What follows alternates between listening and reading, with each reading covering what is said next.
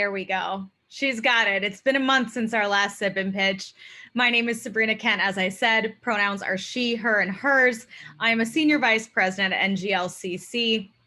And today's amazing program, our final sip and pitch of the year, is presented by our friends at Southern California Edison. This is their second time coming back to present Sip and Pitch Fridays. So be sure to give them a warm Sip and Pitch Fridays welcome.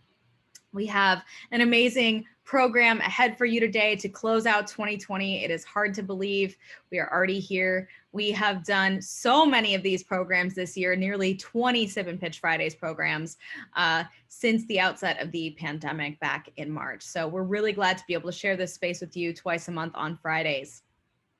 Today we have some incredible judges with us. We have Wendy Moreno, Supplier Diversity Specialist, Strategic Sourcing and Planning at Xcel Energy. We've got Jeffrey Rodriguez, Supply Chain Senior Advisor for Indirect Procurement at Southern California Edison. Jeffrey will be joining us in about 15 to 20 minutes. And of course, we have the lovely Joycelyn Yu, Senior Program Manager for Southern California Edison.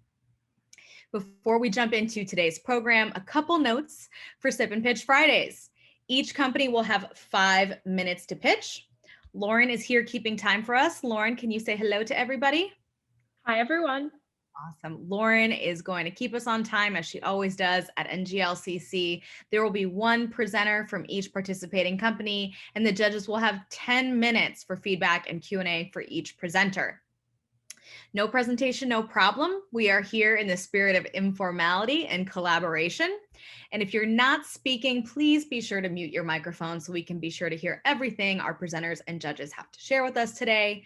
Lauren is going to provide verbal warnings at both 1 minute and at 30 seconds remaining. She is not trying to interrupt you. She's just trying to do her job. So bear with us. And remember, this is a judgment-free zone. And most importantly, we are here to have fun. So with that, we are going to jump into our first presenter of the day. ThriveWise, take it away. Hi, I'm Lorelei Shamayo. I'm going to share my screen. I'm Lorelei Shamayo, and my pronouns are she, her, and they, them. And I'm going to be sharing about my business, ThriveWise. I'm going to demonstrate for you what I do with body psychology. So what does your subtle behavior predict about you and things like your values, your talents, what triggers you, the choices you make, your personality, and even what you're attracted to? So I consider myself a personality scientist. I have a background in science, and I've studied with a number of somatic psychotherapists. I've been in my field for 15 years and 7 years working for myself. You're probably familiar with paying attention to body language, things like movements, posture, gestures. Do you also pay attention to breathing? And then facial expressions. There are very short and small things like micro movements, rhythms, and expressions that in a split portion of a second give away so much about how we feel, what we want, what we're thinking. You probably pay attention to people's words. Do you also pay attention to their voice, the sounds that they make? Things like, huh, aw, oh. They mean so much. Even a simple itch, almost all the time when we have an itch and we scratch ourselves, it's our body giving us a signal to pay attention to something. Where we touch ourselves, where we feel pain, it gives away so much. And eyes, I specialize in eyes. Science has just demonstrated the last few years that so much is available in our eyes, predicting our personality and our behavior. And I think that we all read eyes all the time. When you meet someone with dark sunglasses and you can't see their eyes, there's so much missing. It can be frustrating. And as soon as you see their eyes, there's so much there. We're also familiar with the phrase, eyes are a window to the soul.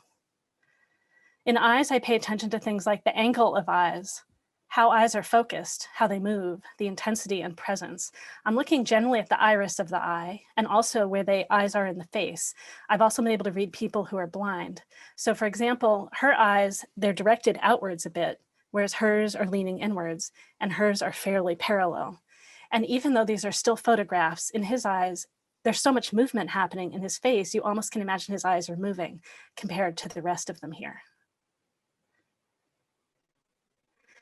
These are siblings. There are lots of differences in siblings we perceive. Some of them are eyes, such as her eyes are more focused. He's more intense.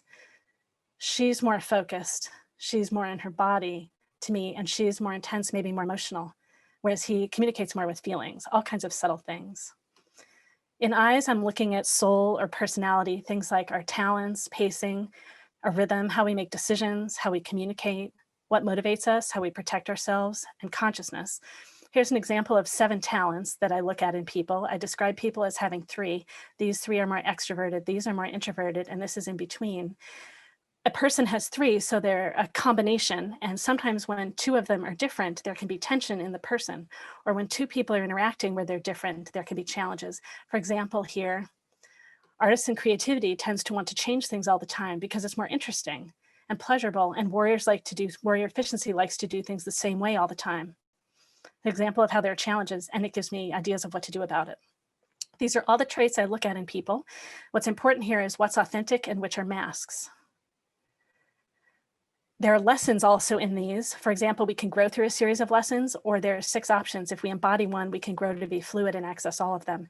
And for the talents, these are lessons where we grow from the outside in. When we relax into who we are, we share in the best way from our talents, but then when we feel scared or stressed, we come back to the outside. So it's a way for us to notice when we feel scared.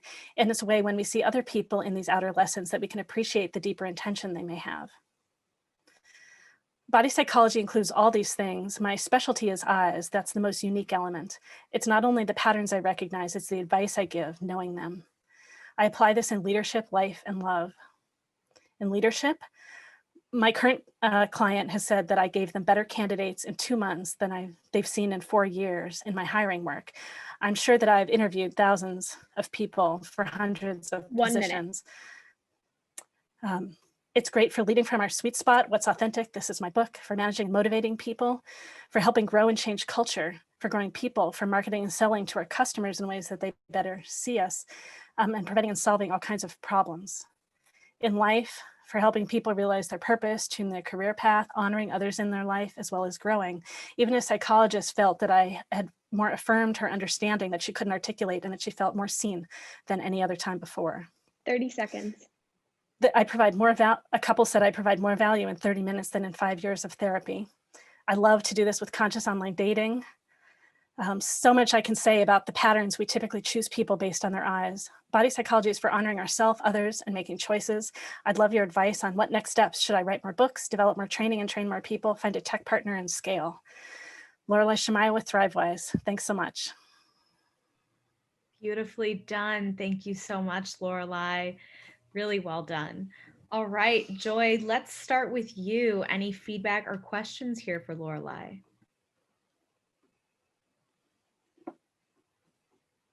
All right. Can you hear me? Okay. Yes. Hello. Yes, I can hear you. Okay. Thank you, Lorelei. Okay. Fantastic presentation. It was definitely very eye-opening for me, and it's very I'd say relevant, and I'm tying this back to, you know, supplier development, how people in the business world interact with each other. We meet, we network. I mean, whether it's in person, virtually, it is very important to really pay attention to mannerisms, how people are feeling, again, their eyes. But yes, this is very, it's a very different presentation. I've never heard it before, but again, it's just something that I think for me personally, that maybe it's something I've overlooked. But in terms of what your pitch or how I'm connecting it into the business world, pitching this and So you just cut off? We'll just give it a second for Joy's connection to come back. suppliers and how they present themselves to the store. Sorry, is it, am I breaking out? Yeah. Hey, Joy, we lost you a little bit. The last thing we heard is how you would target this to a business.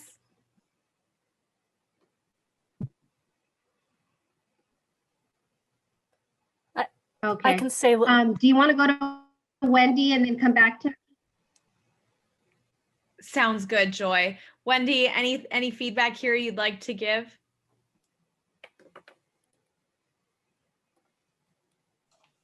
Yes. Thank you, Lorelei, for your presentation. I think it was really good. I would practice slowing down a little bit.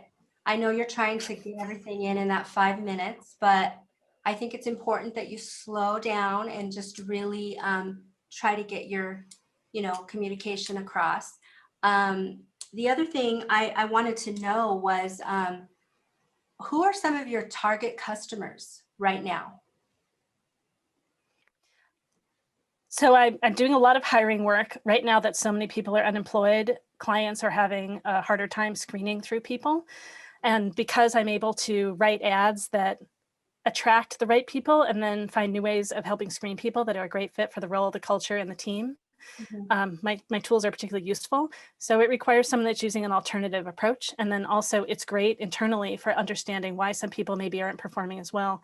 They might be in the wrong position, for example, or there's some challenge with the team that I can help solve. So one of the things that I would add to your pitch would be what types of problems you're solving for these companies. You need to bring your value add to the table so that they know immediately right now what you can bring to their table that's different from the other companies that may be presenting. But that's all I had. Great job. Thank you. Thank you. Thanks, Wendy. Yeah, I would absolutely add to that. And then maybe starting right at the top with the types of audiences that you engage with will be really helpful, because I was loving everything that you were sharing, but it'd be really helpful to understand and contextualize right at the outset who your target market is. And then with that, I'd also say you have so much great information on your slides, but I would sort of pare that down a little bit, because I was sort of reading all over and I saw things that said 1000s and 100s. I didn't know if that meant dollar amounts or other things. So try and focus it in on the key information that you want to take away. And then hopefully everything else will be able to come in question, but those main products and services will be right there at the forefront. Joycelyn, are you back with us? Let's see.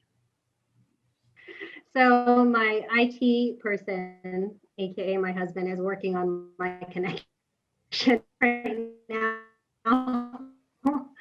But can you hear me? Yes, I would. Hard to hear me. Yeah, just go slow. Just go slow. Okay.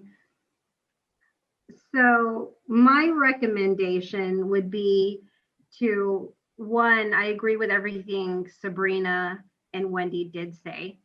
I would recommend, knowing your target audience and putting examples on your deck that they can relate to.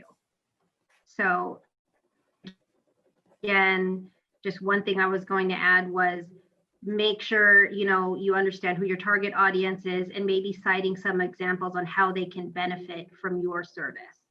And that's all that I have. So thank you, Lorelai. Thank you. Thank you so much, Joy. We were able to hear you loud and clear. And Lorelai, thank you so much for starting off today's program. Fantastic job. I know it's nerve-wracking to get in front of these judges, but you really did a phenomenal job. So thank you so much for that. Thanks so much. Of course.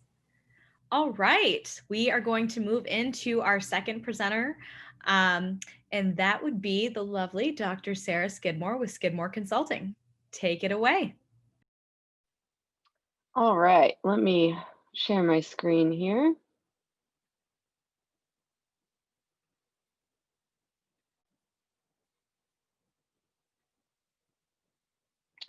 Okay, I am Dr. Sarah Skidmore. My pronouns are she, her, and hers, and I am the owner of Skidmore Consulting. And in this photo, you can see my co-founder, Dr. Clark Kent. He was journeying through me in the program, my doctoral program, as well as starting the firm. So I always like to give everybody a few smiles to start the session.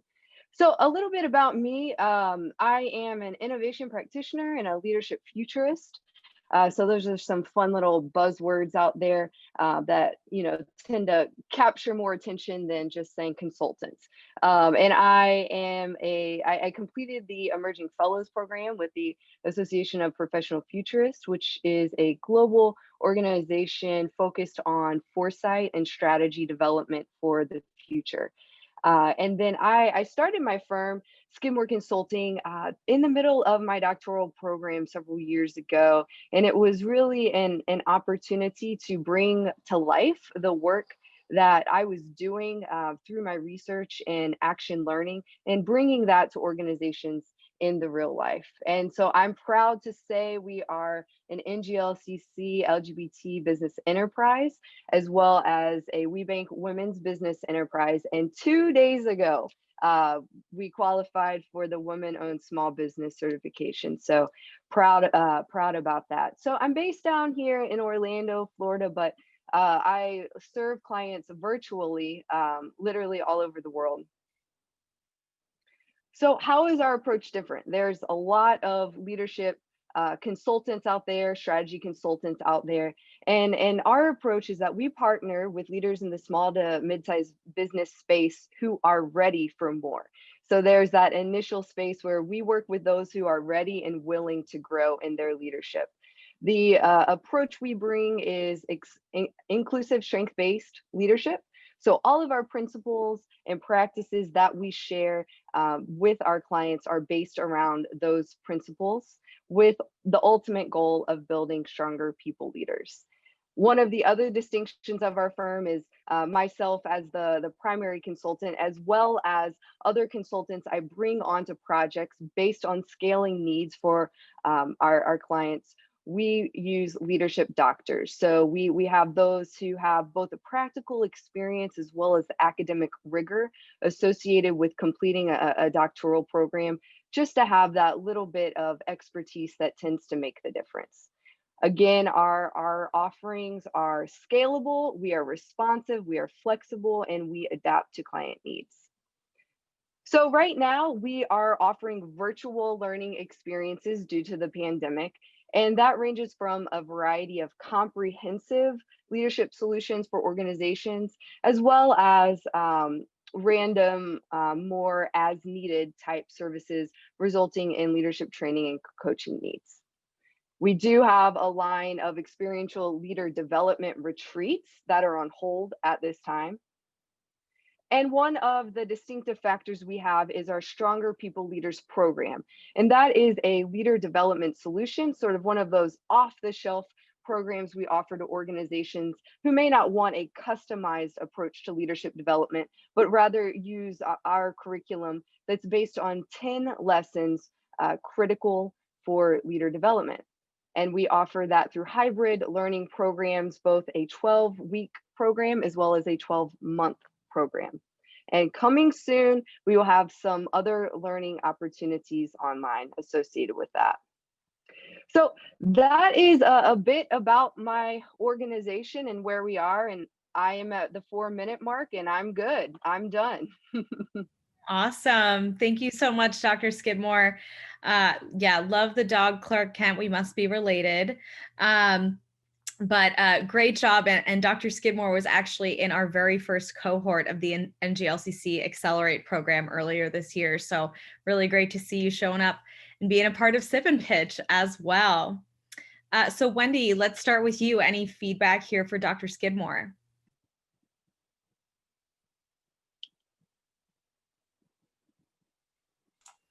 Here we go. Sorry. First of all, great presentation. I think you did a really good job of talking about exactly what you do and what you can offer. The companies you target, small to mid-size, that was great. Geographics, you work all over. Very, very good overview of your business. I would like to have an example of a success story that you've had in helping a company develop a leader. Okay. Great. Excellent. Thank you for that. I appreciate that feedback. You're welcome. Awesome. Thanks, Wendy. All right, Joy, let's see if we can hear you if your IT department came through. Well, my my mobile department came through now. So unfortunately, I missed the first few minutes of the presentation, which was like the majority of it. But from what I did catch, I mean, it was, I really did like that it was easy to follow you. It was, again, easy to follow, and I liked your tone, and it was, even though I can't virtually see you. I was able to follow your presentation. And again, like the way that you were speaking was very just easy to understand. And then I did like the human component. You know, I did catch that photo at the end with your dog. So, but yeah, I mean, I thought it was great. And I agree with what Wendy said. I mean, I'm sorry I didn't catch the first few minutes. So Sabrina, anything you can add would be helpful. For sure, Joy. Thank you. And I would have to agree. I really love the continuity. You told us a bit about your background. You made that personal connection at the outset, told us a bit about your background, and then went into the types of services and offerings that you can provide. The one piece of feedback I would give you is you have 5 minutes, so use almost every second of that 5 minutes if you can. And that would be going into specific examples of things of how you supported businesses during the pandemic, whether you're able to, how you work with corporations or how you work with other small businesses. I am lucky in that I'm familiar with your business, so I know a lot of the great things that you can do. You also presented for our Chamber Leadership Alliance and did an amazing strategic planning pod for us. So I'm super familiar with it, but for somebody who isn't, it would be great to know like firsthand the types of clients you've had or the things that you can do. And then I just got a message that said, it would be great to know if Dr. Skidmore's training is applicable to folks seeking to increase their leadership abilities in both the for-profit and nonprofit sectors, which I know you can do. But that's a really great comment that was just shared to me. And that's definitely something that you'd want to have there in the forefront of your presentation. So Awesome. Thank you all for that feedback. I really appreciate it. Yeah, fantastic job, Dr. Skidmore, as always. All right. I can't believe it, but we are already at our final presenter of this first round. My goodness, time does fly at Sip and Pitch Fridays. We are going to turn it over to the wonderful Jackie Richter from Endurance Utility and Heels and Hard Hats. Go ahead, Jackie. Hello, everyone. I am the founder of Heels and Hard Hats, an endurance utility company. We're located in beautiful Byron, Illinois. The company was started to promote women in the construction workforce as well as LGBT people. It was based on my challenges in getting work as a trans woman. My pronouns are, of course, she, her, and hers. And it wasn't so accepting in our industry. I laid out a plan of success to make changes, to educate people along the way, that we could find the opportunities. Our corporate values, which is most important when I founded the company, is safety, quality, and commitment, honesty, integrity, excellence, and determination. And finally, the most important value we hold here is compassion. The whole foundation of Heels and Hard Hats was to bring a company together that would uplift employees to fight the challenges they faced in getting into the construction industry. Heels and Hard Hats was formed in 2010. We went in as a union contractor. We've never been anything but union because we want our people to have a living wage, which is very important to us. For our business to succeed, we need to have the best employees possible and the best customers. All we primarily are is an arc welder of talent. We're proud to be the NGLCC 2018 Supplier of the Year recipient, as well as the State of Illinois Diverse Workforce Development Award in 2019. Our business focuses solely in the energy industry, focused in utility sector. We provide services in the gas and oil pipeline industry under a laborers and operators agreement. We participate in the National Pipeline Agreement. And as Endurance Utility was started in 2020, we are signatory with the IBEW and provide services solely within the electric industry. Some of the most challenging projects we've accomplished, and the one that we stake our most pride on, is we We're the premier contractor for the Grand Prairie Gateway project for Commonwealth Edison and Exelon. Our biggest achievements in that, we did all the environmental erosion control work. We provided all the traffic control, all the traffic devices in this project. We performed all the agricultural restoration, all the fencing and residential restoration, as well as the roadside restoration on a 60+ mile project. They were so happy with us that they awarded us the Aurora Waterman project, which was another additional 20 miles that year. Both projects were completed with 0 safety incidents, 0 quality incidents, and we were basically brought to the limelight of Commonwealth Edison as being a premier contractor. We are a master service agreement holder for Nicor Company, Southern Company, Commonwealth Edison, as well as Exelon. Excuse me for a second. Our customers as a tier 2 vendor include national companies like Intren, MJ Electric, Aldridge Electric, Three Phase, Hinkles and McCoy. On our gas side of the business, we work for Northern Pipeline, which is NPL, Michael's Pipeline, Snelson, 1 minute. and McCoy. Our biggest goal is to provide you with premier customer experience. And I want to thank everybody that's here for giving us this opportunity to tell you a little bit about our company. And thank you so much for your support of NGLCC. It's the driving force of our LGBT economy. Thank you. Thank you, Jackie. Very well done. And I think this is definitely in the lane for our partners here in the room today on our judging panel. So let's see, Joy, let's start with you. Any feedback here for Jackie? Oh, you're on mute. Thanks, Jackie, for your presentation. It's nice to see your beautiful face. And I really enjoyed your presentation because even though you didn't have a deck, I was able to follow what your company does, what your goals are. I like that you stated that you stated your awards. Your awards speak to your credibility. I like that you mentioned your safety record, because for all of the utilities, I'm sure for any company, safety, at least in our industry, is #1. So once I was able to, I mean, I knew that, but I think this is probably the first time. I know we've met before during other matchmaking events, but you spoke to your safety record, and that's just huge and #1 for me. So thanks for mentioning that. I like that you mentioned your major customers, that you're working with you're either working as a tier 1 or a tier 2. Probably the only feedback for you that I would want to give is, I would probably end it with an ask, because you know so much and you're from, your construction, credibility is, off the charts. You know what you're doing. You're proven.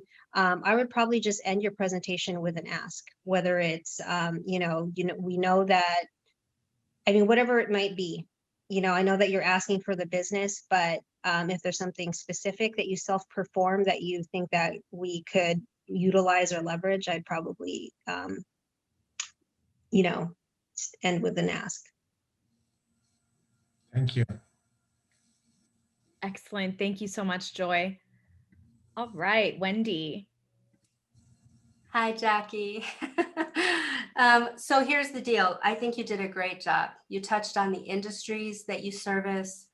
You gave project examples, success stories that came, from the work you've done and new business that's come as a result of that. I think Joy is absolutely on track when she says you need to tout that safety record, because that sets you apart. It's one of the differences, one of the things you can bring to the table that is extremely important to a company like mine. I would look for other things, because you're in an industry where you have tons of competition. So you got to be able to talk about those things that make you different. And again, the value that you bring. One of the things that I didn't hear that is very important to me, I continuously have to ask this question in matchmaking sessions, in pitches, and I would just love for everyone to grasp this. Tell me what areas you work in. I want to know what geographical areas you work in, because Joy's in California and I'm in Denver, Colorado. I need to know that you work in my area as well, or that you service the entire United States or certain regions. That's important to convey. So other than that, great job. Thank you. Thank you so much. And I do take that for granted. As we have expanded the footprint, of Heels, and especially more now with Endurance, we are ready to go to the West Coast. And as you and I discussed, we are more of a national company with Endurance. And I'll definitely take heed on that. But man, that clock starts ticking and I can talk too much. And you know what, Jackie, I'll just add, I do know that the areas you work in, but of course I'm trying to be neutral here and give you a perspective of a judge that doesn't know. Thank you. Mm-hmm. Excellent. Thank you so much, Wendy. And that's definitely great feedback for any of the suppliers listening. It's not just what services you can provide, but where can you provide them? That is so, so important, especially when you're working with regionally based companies. That's a great point there, Wendy. And Jackie, I know the pressure of that clock really sets in, but I gotta say, I've never seen you shy or speechless, but obviously it's just this timer that does it, and it's the formality of it all that definitely changes things. But I would say you did a absolutely phenomenal job. We are huge fans of Heels and Hard Hats and Endurance at NGLCC. And the only thing I would say is in the future, I would love to see some photos of just the things that, like in a setting like this, photos of your team out in the field or the types of projects that you've worked on, or anything that can really speak to the size and scale of the tremendous companies that you've built. But other than that, Jackie, phenomenal job. And thank you so much for participating. Right. And once again, I'm always grateful for NGLCC, and most importantly, grateful for our community. Likewise. Drives our business community, and we're extremely blessed to be a part of that. We're glad to have you. Thanks, Jackie. Thank you. I can't believe it. That's all of our presenters for round one, and time certainly does fly by during Sip and Pitch Fridays. So Joy and Wendy, I know that we're still waiting on Jeffrey. Wait, Jeffrey, are you back? I am back. Oh, welcome back. Were you able to catch any of Jackie's presentation? Just towards the tail end, but I would say I didn't catch Jackie's presentation here, but I did get an up close pitch when we were in Tampa, which I do remember. So when you think about lasting impressions of talking to a supplier, so I do remember Jackie. I know the type of work that you guys are looking to do, and then also some of the things that I think that I kind of heard about safety, right? Just the nature and the context of the work that you're doing for a lot of bigger companies, they're going to want to know that stuff, because you think about just company core values of all of the companies, right? Safety, integrity, all of these other things. Folks, especially large corporations, are going to want to do work with suppliers that kind of live their same types of values. So I would definitely kind of lead with that as well. Thanks so much for that, Jeffrey. Appreciate that. Greg Shinber from the NGLCC Corporate Relations team, thinking about this entire first round here, any thoughts you have that you'd like to share with the group? Of course. Well, first of all, great job to all of you. Quite different businesses, to say the least, which is really good. I just have a couple comments. I do want to go to Jackie. Jackie, it's always good to see you, and I miss our conversations. I do want to go to you just real quickly. I think you are worried about the clock, and your personality is what really sells it. When you can just talk off the cuff with your bullet points, you really sell the business. And so I recommend that you continue to utilize your personality while also, I know you like to talk, but while also keeping it within the fences. But I think put all the pressures aside, I think it does a lot. But also you've done a lot of expansion into different states and so forth. And I believe Wendy may have said this, really talked about that expansion and where and how, just to provide those examples so it relates to everybody that's listening to it. So but Sabrina, to your point, I think everybody did well. Lorelei, that's such an incredible business you have. I so want to pick your brain, but I kind of want to be behind a box so that I don't learn more about myself. But that is so unique. And I think you were really doing well. You did have a lot of information on your slides. And I think once the times start coming to the 1 minute, it sort of sets you off track.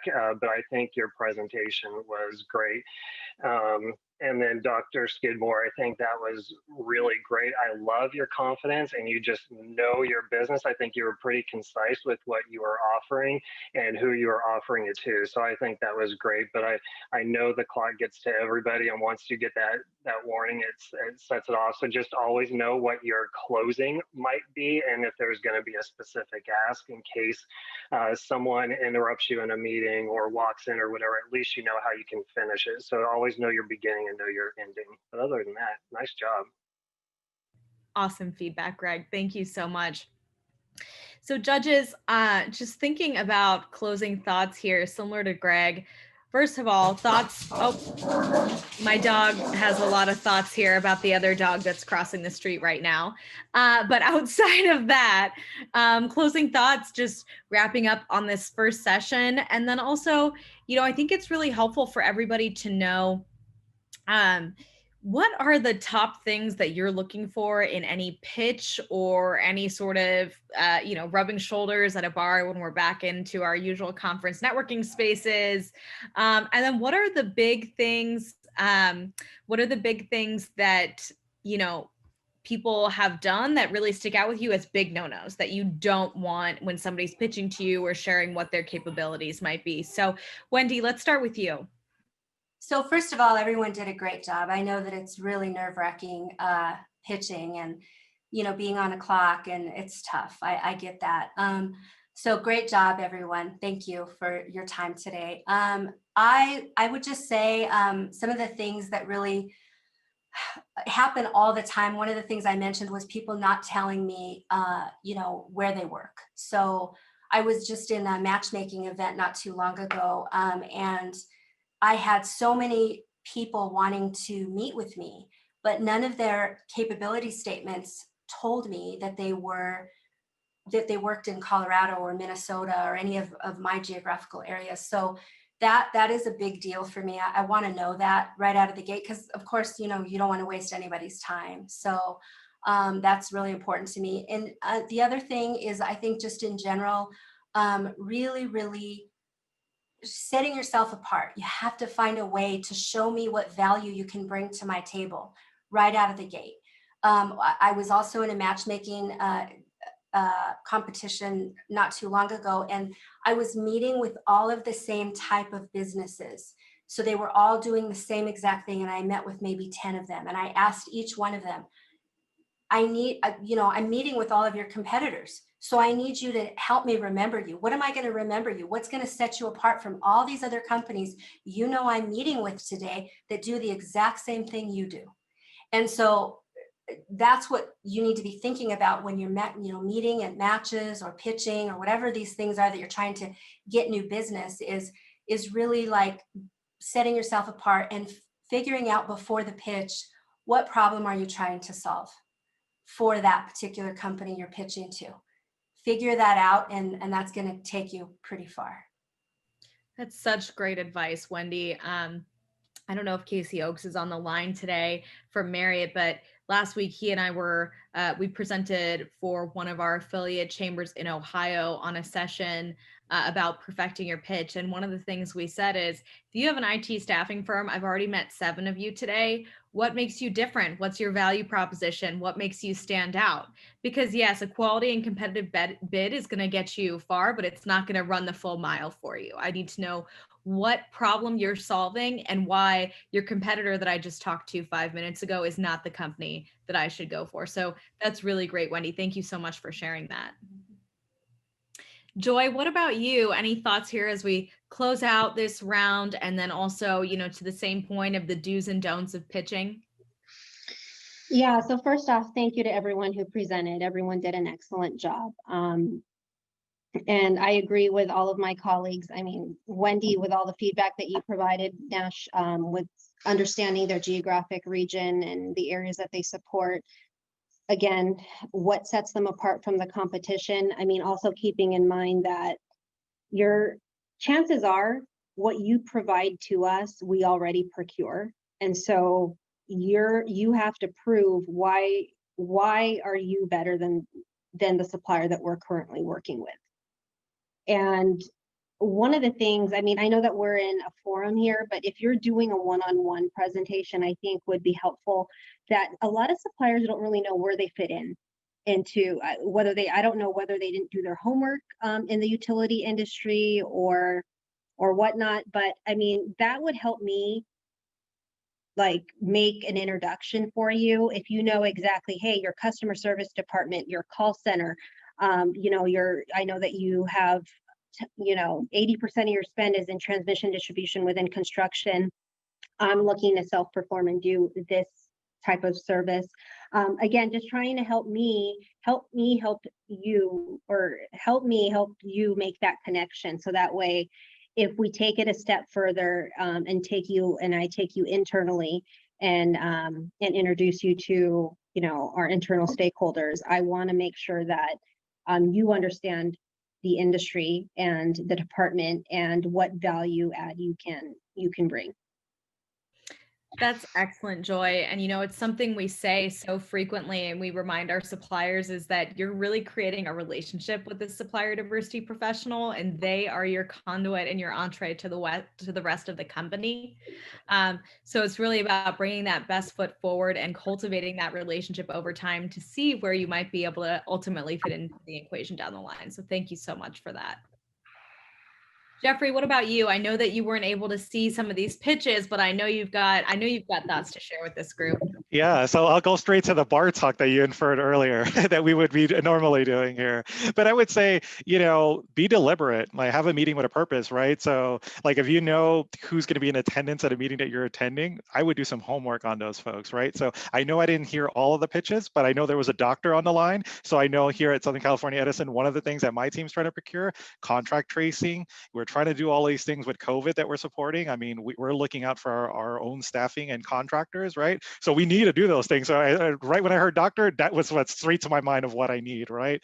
But I think that, you know, what makes you stand out, like, you know, other folks had mentioned, but I think that when you kind of know where a company's going and some of their requirements, and, you know, some companies might be a little easier than others to crack, and especially if you're looking at public utilities, where public utilities, you know, do filings in regards to things that they look to do to get funding from those states. Same thing with municipalities as well, and also with federal agencies. You'll have a little bit more context of the things that they're looking to do and kind of future state roadmap. So it provides a little bit of more insights and discovery. So when you have those meetings, deliberate meetings, you can have more of a conversation. But I would say on the sales pitches though, I really quickly here, Sabrina, I know sometimes I walk away like, I don't even know what they're selling, right? Because sometimes it's not concise and it's more of the jack of all trades, right? So it's like, you know, keeping it, you know, focused to like the 2-3 core things that you do. But the last thing I would leave folks with is the passion, right? Because this is your company, it's your baby. Who's going to sell it more better than yourself? That's excellent. You're absolutely right. I think sometimes we get so caught up with the big picture and I can do it all that we sort of walk away thinking, what do you actually do? I don't really know what your specialty is, right? That's a really great point. And I think something that so many people here can benefit from. I'm gonna stop sharing my screen and put us in sort of this round robin Brady Bunch really quick. I got a message in the chat. Dr. Skidmore would like to ask a question of our judges. And Jeffrey, Dr. Skidmore is not the medical doctor you're thinking of, but a doctor nonetheless. So Dr. Skidmore, feel free to unmute yourself and ask the question. Yeah, no, thank you. I appreciate all the feedback through this process and in the chat. I do have a question for the judges. You know, definitely I understand the importance of gearing the examples of clients and previous work that we've done to who we're pitching to. My question would be, what is more credible in your mind? Is it, you know, having an individual like myself speaking to previous client work, or integrating a video where you hear the clients themselves speak about the value of the work in that pitch period? Is it is it more appropriate, or is it, you know, better to spend more of that time of me talking, so there's more of that one-to-one kind of relationship? Or is that a space that having you hearing from the clients themselves, or is that a follow-up email with a link to information? I'd love perspective on that. Well, I'll go first. I think actually for this type of pitch, you should just take it there. You can provide that information and then follow up with those, you know, customer interviews or whatever. I think they're phenomenal. I think you need that. I think that goes so far with me when I get to hear from your customers and hear that you're doing a great job and examples of exactly what you did to help solve their problems. Huge. But you can put that in some sort of a presentation to begin with, just to touch on some of those successes and then follow up with the actual interviews in my perspective. Thank you. Appreciate that. That's great, Wendy. Joy and Jeff, anything you'd like to add to that? Joy, you want to go? Go ahead. Okay, yeah, so I just kind of, so for me, my perspective, so maybe I'll take a step back. So when you're doing your pitch, right, I would think about the principles of influence, right? So how are you going to connect with that person, right? And you just think about it. So, you know, like if I put my buyer hat on, as I'm meeting with folks, right, it's going to be that round robin. I'm going to meet with like 10 folks, right? So for me, it's just more of the likability, right? Connecting with that person, and then maybe afterwards, or maybe in your capability statement, you kind of say, okay, not only do we do it with, you know, folks like you, and here are, you know, different utilities or different companies. So at least folks kind of say, it's like, huh, you know, they're battle tested, they've done it with other folks, you know, we're not the first ones out the gate to contract with this individual or company. Excellent, Jeff, thanks. Joy? Yeah, I mean, I agree with everything Wendy and Jeff did say. I know that you had mentioned, you know, about talking to, is it more you that should be speaking or the person that you're talking to? I think having that healthy discussion with asking questions, I prefer not to, you know, just hear. I mean, again, it depends on what you're presenting, but in order to not lose the connection with who you're meeting with, it's okay to ask questions during your, you know, or save them until the end. But again, stating those examples, the value that you do bring. And again, I don't personally, I don't mind the questions. Yeah, Thank and you. maybe Appreciate that.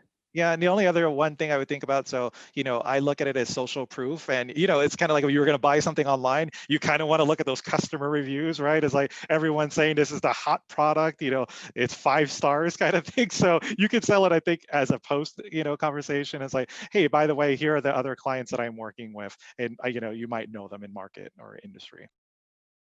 Excellent.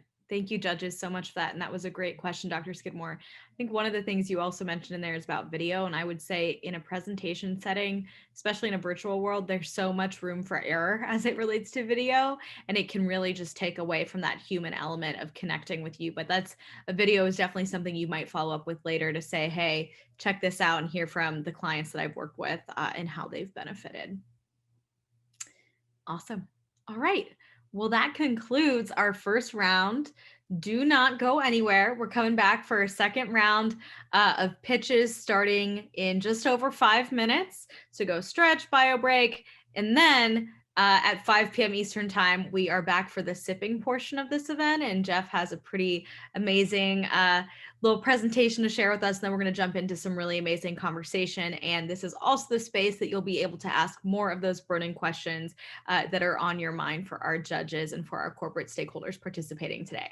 So with that, we will see you back here very shortly. Thanks, everyone. Good afternoon, everybody. Welcome back to NGLCC LGBT Sip and Pitch Fridays, presented by our friends at Southern California Edison. They are the only corporate partner to return for a second Sip and Pitch, so we are very proud to have them back here for our final NGLCC LGBT Sip and Pitch Fridays of the year.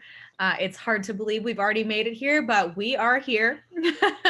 My name again is Sabrina Kent. My pronouns are she, her, and hers. And if you weren't with us in the last round, I'm going to go ahead and reintroduce our judges for today's program. To start, we have Wendy Moreno, Supplier Diversity Specialist of Strategic Sourcing and Planning at Excel Energy. I think I just gave Wendy a minor promotion, which I don't know. I'm fine with it, but I don't know how her boss feels about that. Jeffrey Rodriguez, Supply Chain Senior Advisor for Indirect Procurement at Southern California Edison. And of course, Joycelyn Yu, Senior Program Manager at Southern California Edison. We have an awesome program ahead, but as always, before we jump into the program, we got to run through our important rules and guidelines for Sip and Pitch. So to start, each presenter has 5 minutes, and Lauren Schweppe from Team NGLCC is keeping time for us. Lauren, can you say hey to everyone? Hi, everyone. Awesome. There's Lauren.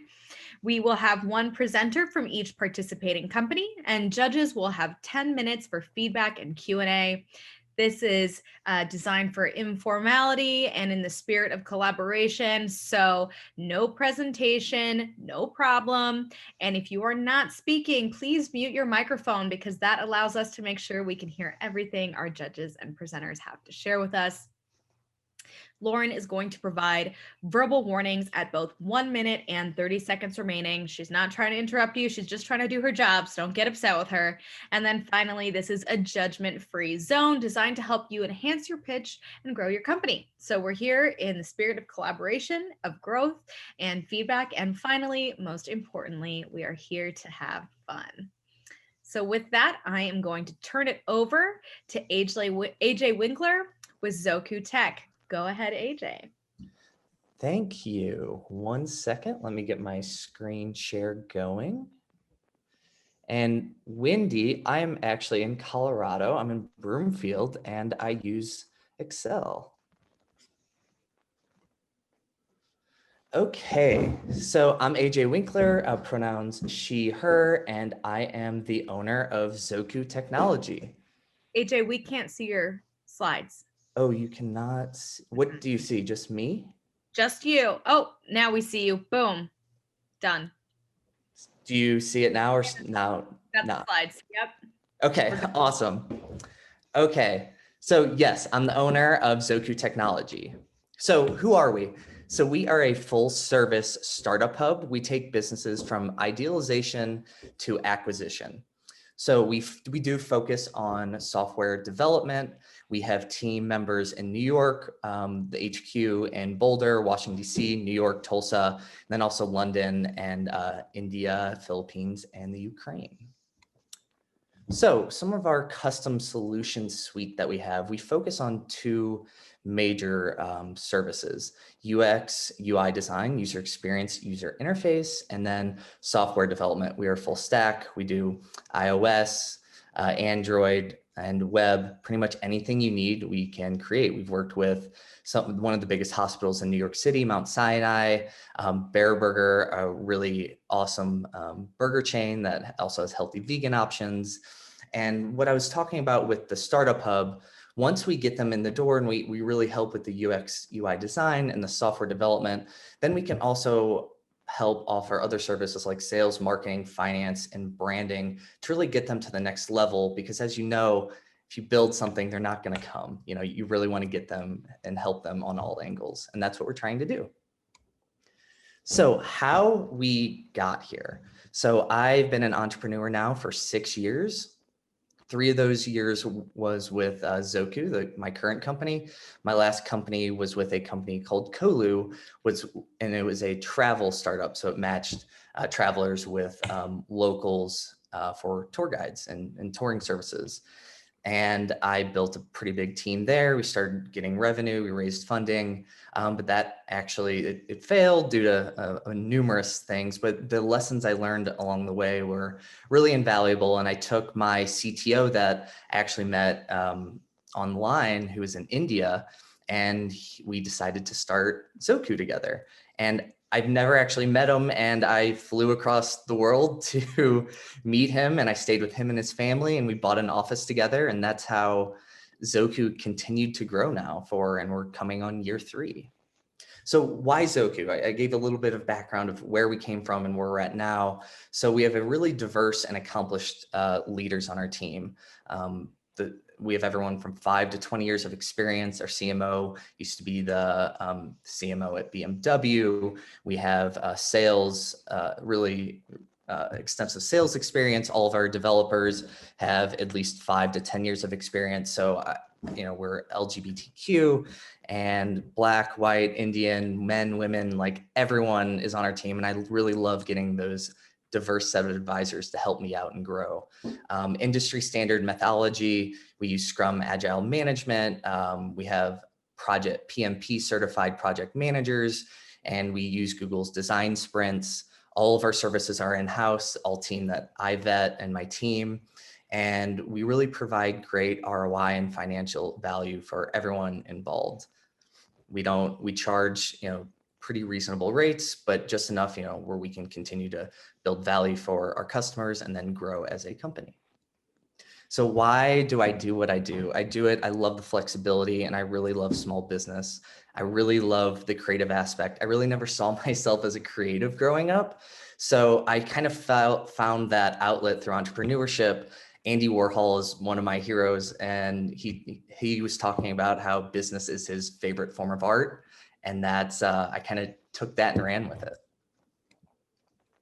So I really want to thank everyone for listening. We've now been certified for the NGLCC for about 3 months now, which was super exciting.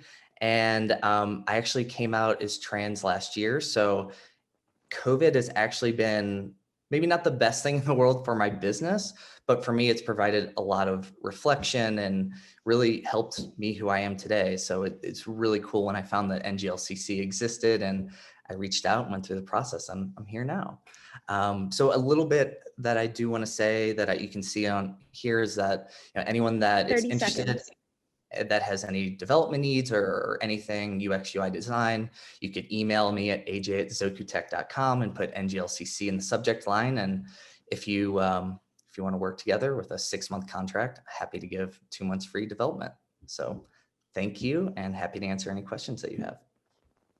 Awesome. AJ, thank you so, so much. Congratulations on becoming certified, and congratulations on coming out and really coming into yourself during this pandemic time. That's amazing, and just a fantastic presentation. So I will start by opening it up to Jeff, since Jeff didn't get much chance to contribute last time. Jeff, any feedback here for AJ?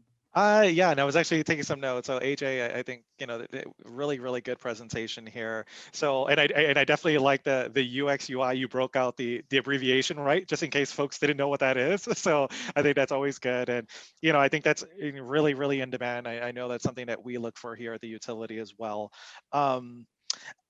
I do like the story here about the lessons learned, right, of your previous business to this business. So I think the adversity, the continued passion to be an entrepreneur, I thought that was really good. I like the who, the why, and the what, right? So it kind of really distinguishes like, okay, here's what we do, here's who we are, and here, why choose us, right? So I thought that was really good. I think the only one thing I would give for, just maybe things to be a little bit aware of is the reasonable rates, because we don't want to talk about rates. We want you to sell AJ, right? So we want to learn about Zoku and AJ. Folks, you can talk about rates, once you're in the contracting process, right? So I think overall, though, really, really, really good.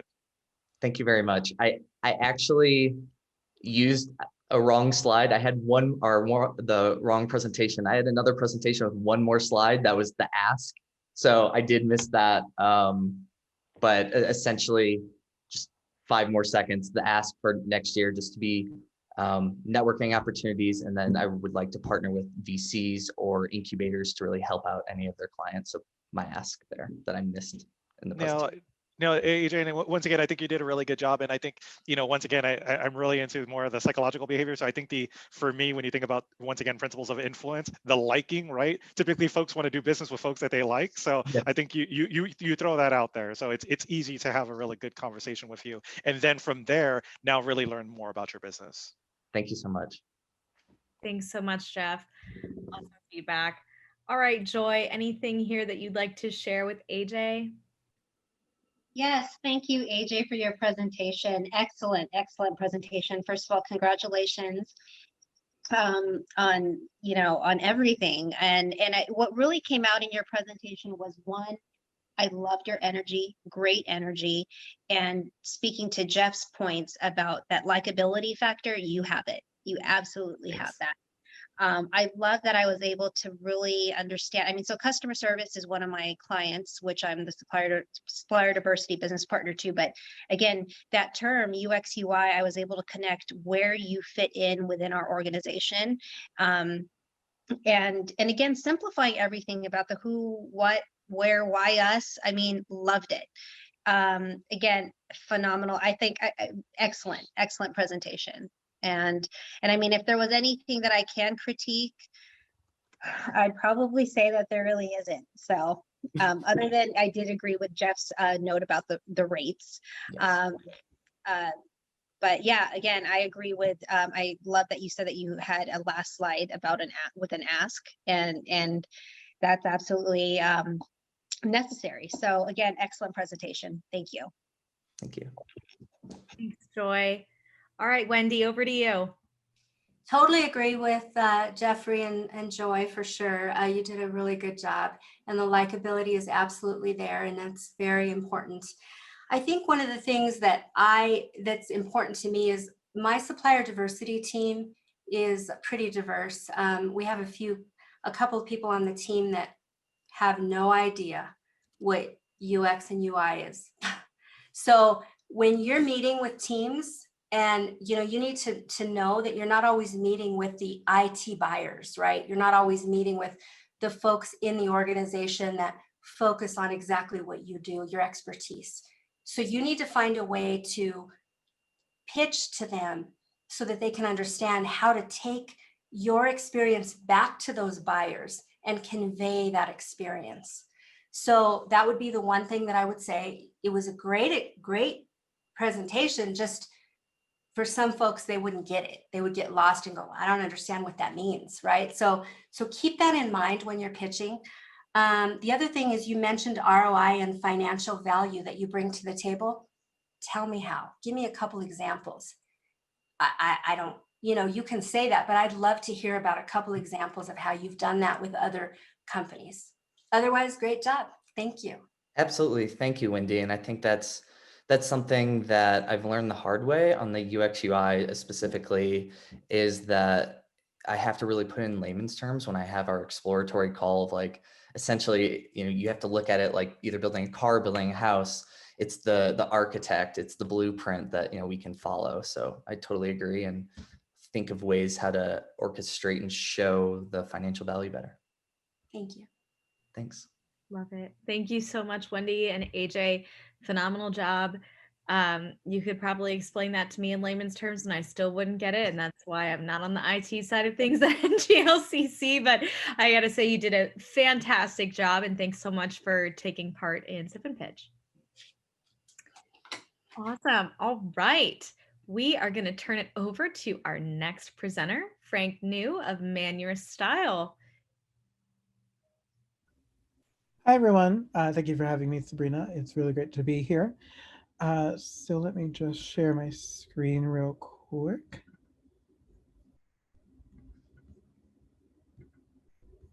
Okay, so this is my website, and I'll go into a little bit of my background on what my company is.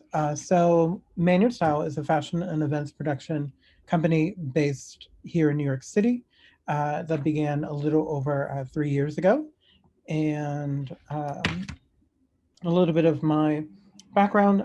So I am a seasoned creative professional with over 17 years of visual merchandising experience, specifically including vinyl production, styling, strong understanding of color composition, propping, and lighting, and really dedicated to the art of storytelling through a visual point of view in a commercial setting for the most part.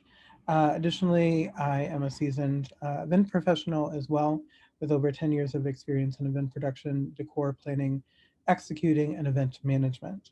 Under that experience includes supporting New York Fashion Week from volunteer to production assistant to backstage venue manager over the course of 20 seasons.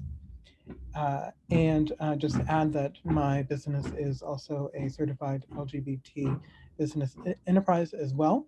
My social handle is Maynard Style, and I mainly focus on Instagram, but I do have LinkedIn and a Facebook profile as well under that handle. And so just to touch base on some of my clients that I work with the most, one in particular, Bergdorf Goodman here in New York City, doing a lot of interior styling work, mainly on the home decor floor and assorted installations that happen seasonally. Another client that I do a lot of work with is Gaylord Resorts through Marriott, and I get the opportunity to travel the country and decorate and style all of their Christmas trees for their ice show in the retail portion of that. And another one of my bigger clients is Arteriors, which is based in Dallas, Texas, and I get the opportunity to travel the country and work on showrooms with them in various markets from Vegas to LA to Atlanta to here in New York, as well as North Carolina. And I do a lot of home styling, interior prop styling, and things of that nature. And so because of the pandemic, a lot of that work has all kind of gone out the window because everything that I do is in person for the most part. What I do, I can't really do online, so I've had to reinvent that a bit. And so I learned how to sew back in March, and I turned my business into making face masks. And at this point in time, I've made over 300 face masks, and I'm sold in about 5 boutiques here in New York. And I just opened a pop-up market here in the East Village with 5 others supporting local artists and artisans. And additionally, and to wrap up, I am finishing up my MA in Costume Studies at New York University in spring, and currently working on my thesis. And so soon my portfolio services will include things like curating and archival type of work, mainly focused in fashion. And so that is a good, I would say, snapshot of what I do. I wear a lot of hats, and it really just kind of depends on the day and the week of sort of where I am at. But I've received credit nationally, 1 minute. locally. Thank you so much for my work. And I really have a very sort of diverse offering of what I can do, and in terms of service. And so just to wrap up, I'll just kind of go through my website. And so through my website, you can find my contact information. You can see a lot of my work, from my VM work to some of my wardrobe styling 30 work. seconds. Thank you. As well as press and set design. And also, if anyone is interested, I also have an online shop that features all of my mask options that I work with. And so on that note, thank you very much. And thank you for having me.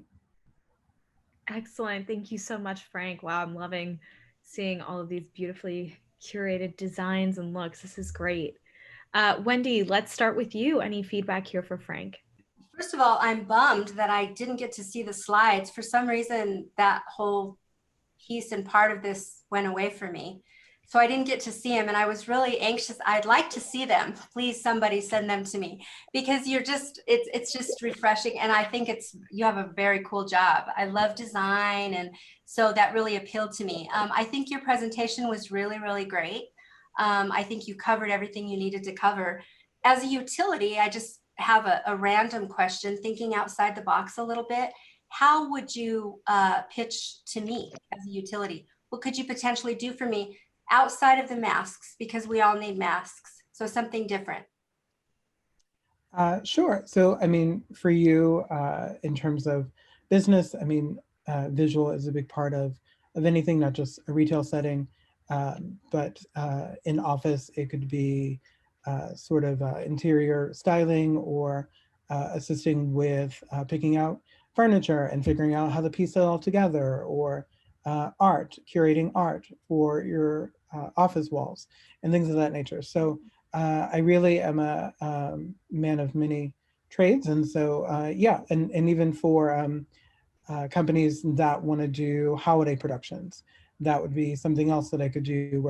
Or other seasonal installations that a business may want to have, and so I could source, I could install, I can design, and so yeah, there's definitely a lot of things that I could contribute to in your setting. Well, that was a really good answer. And you actually should incorporate that when you, again, knowing your audience, when you're pitching in a corporate competition where you're pitching to corporates, try to focus a little bit more on those kinds of things that you can do for us.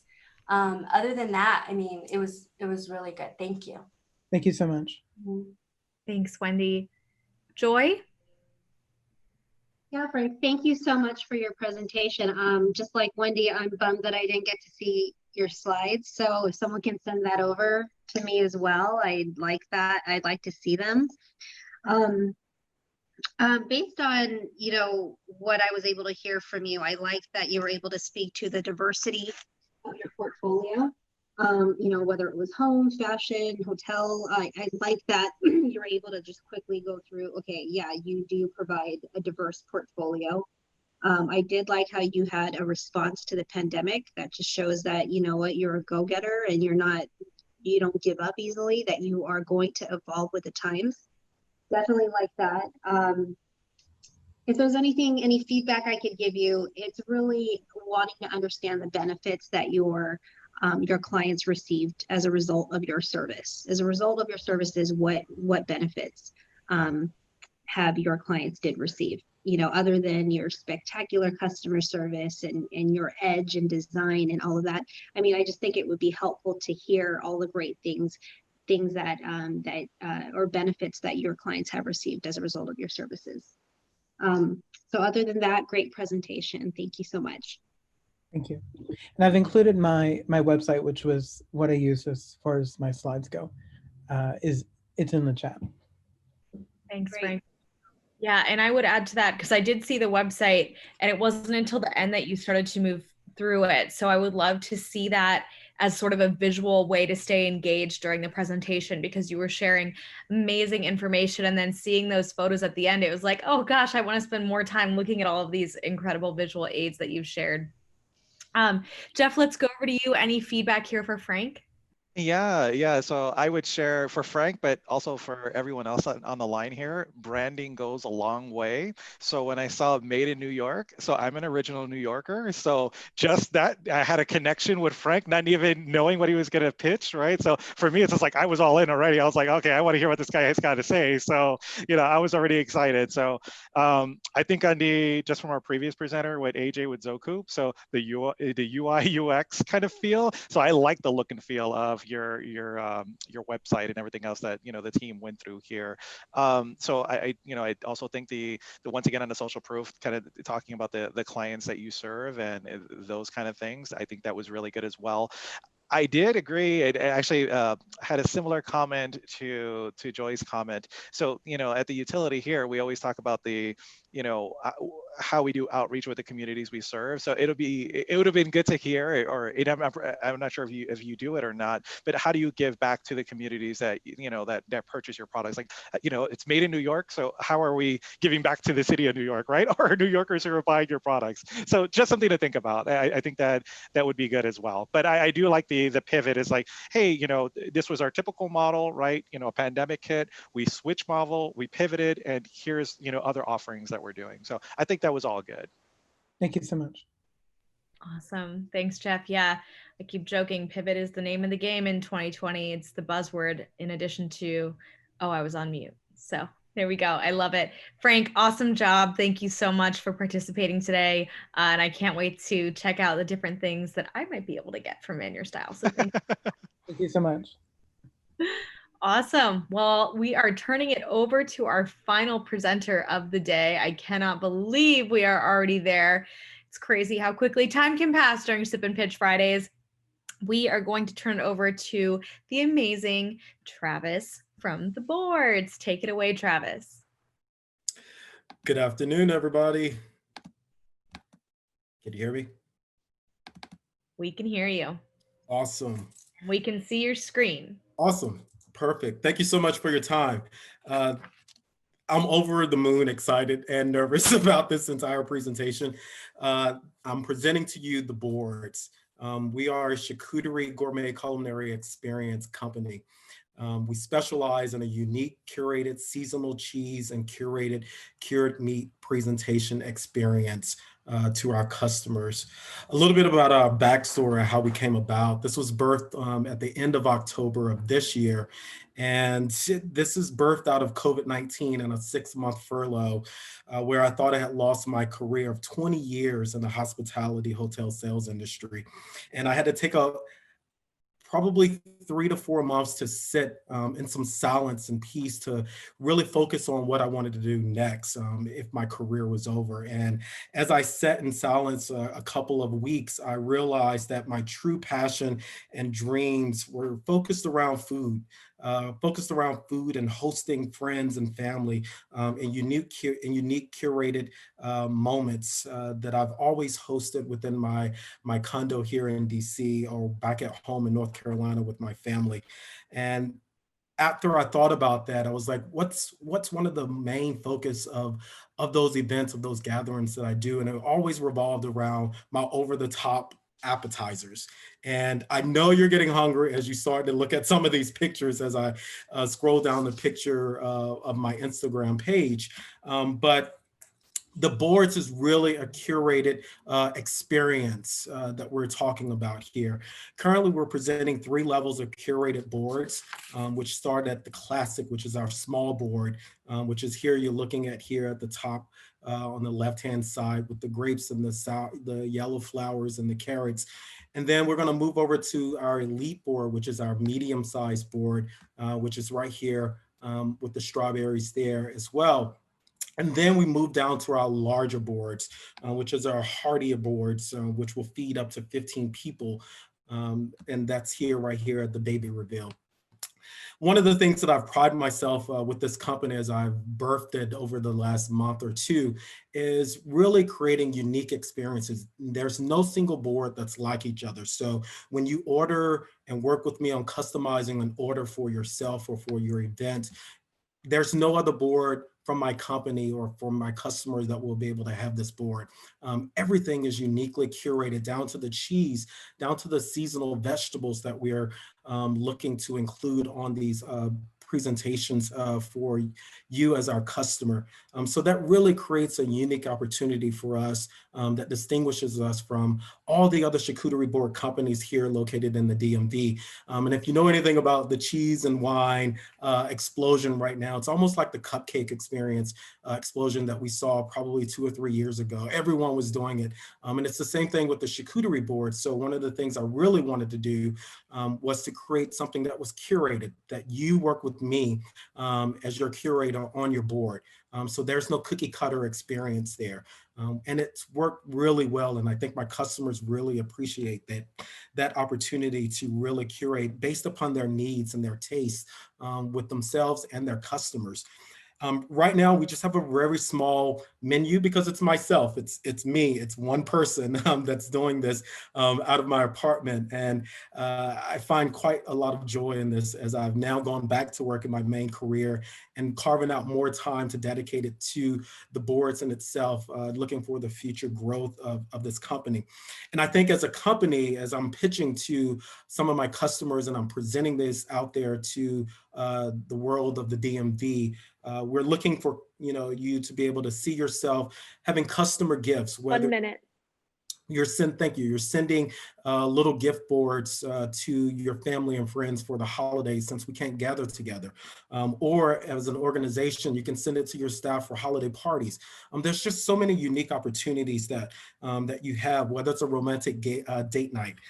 Those are some of the things that we want to bring to the DMV when we talk about the boards and presenting our charcuterie company in the DMV area. And I cannot end this presentation without saying, 30 seconds. as a Black gay man from rural North Carolina and from my family with the first company within my family, I'm extra proud that I get to present this and start to create some legacy for my family. So I hope that you'll visit our Instagram page. And if you're in the DMV area, we look forward to working with you and creating a nice curated board for you. Thank you so much for your time and opportunity. Thank you so much, Travis, and to the team NGLCCers on the line. I guess this is my opportunity to spill the beans for you that Travis is actually providing the charcuterie boards for our holiday party on Monday, and we're so excited for them. So thank you so much, Travis. You're welcome. It's an awesome story. Love hearing how you sort of birthed this company at the end of October. Travis and I are both October 25th babies. Yes. So I feel a special connection there. Your birthday revelation. But this is absolutely awesome. Jeff, let's start with you. Any feedback here for Travis? Yeah, so I would just say, Travis, excellent presentation. You could hear the passion in the work that you do. I think it's a beautiful story, right? I think the visuals are really good. So right out of the gate, I was thinking, and you kind of teed it up already at the end, for corporate events. You just think about just right now, like I was looking to get a gift card for one of my friends' birthdays, but I was like, but a lot of places aren't even open, right? So are they really going to use it? So, and I know the cashiers are like, yeah, I got a movie theater gift card. I can earlier in the year, and she can't use it at all. So I think this would be like a pretty awesome gift to give. But I also think, and you kind of mentioned it here in regards to kind of adapting and adopting to the changes here in the kind of the landscape that we live in, right? So maybe just food for thought, right? So beyond the romantic gifts and kind of corporate settings, once we have corporate settings back, I also think about the landscape, right? So here in California, we have a lot of wildfires, right? And throughout the nation, we have different things that occur. So I'm not sure locally where you're at, like say with your utility company out there, if there's a connection there that you can make. I would just say here in California, when we were supporting and we're still supporting wildfire support for our incident management team, you just imagine crews and folks going out working 15, 16 hours, right? So coming back and, are they getting a box lunch or something like that, where to the extent of you have a nice array of, goodies out there for folks, it really increases morale, right? So you just think about the things that, it's not as simple as just a beautiful plane or array, but it goes a long way for a lot of folks. So, just kind of putting some food for thought here of, other potential clients or other ways to sell services as well. Awesome. Thank you. Thanks so much, Jeff. All right, Wendy, any comments here? Yeah, actually loved your passion. Absolutely loved your passion. That authentic approach to your pitch was just well received. I felt it. It makes you want to think outside the box on how to use a company like yours, because that story, it just spoke to me. So really good job. I really appreciate that. The couple of notes that I made were basically, what do you ship to the US? I mean, someone could buy a gift card and send to a family member, someplace. I didn't quite get like the area that you service. Can you speak to that real quick? Yeah, so currently right now it's just the DMV. Because I'm really picky on my presentation. And I did try to do the shrink wrap. And when I unwrapped it, it really messed with the presentation of the product. And because I'm such a perfectionist, I have a problem with that right now. And plus there's some additional licensing and certifications that I would have to have from food handling from DC in order to ship out to the company. And as I started to research on like the shipping pricing, it would almost cost the same amount of the board, of the cost that I'm charging for the board in order to ship it. Because I have had like many opportunities of people asking from California to New York to Chicago, and it's just been heartbreaking to have to turn them down. But it is something that I'm actually talking with my dad and one of my business partners for the future of how do we potentially broaden ourselves out as we expand slowly. It's one of those things where I want to make sure that I'm building it nice, you know, and in the right way and appropriately so that I can potentially expand. Wonderful answer. I mean, and really, like, the pictures, they're beautiful. You do wonderful work. And so I can see why people are asking, you know, how can we get to you? So that's a good problem to have, right? Yeah. So you'll figure that out. But just in general, I love the customization, like to your client's tastes. Wonderful approach.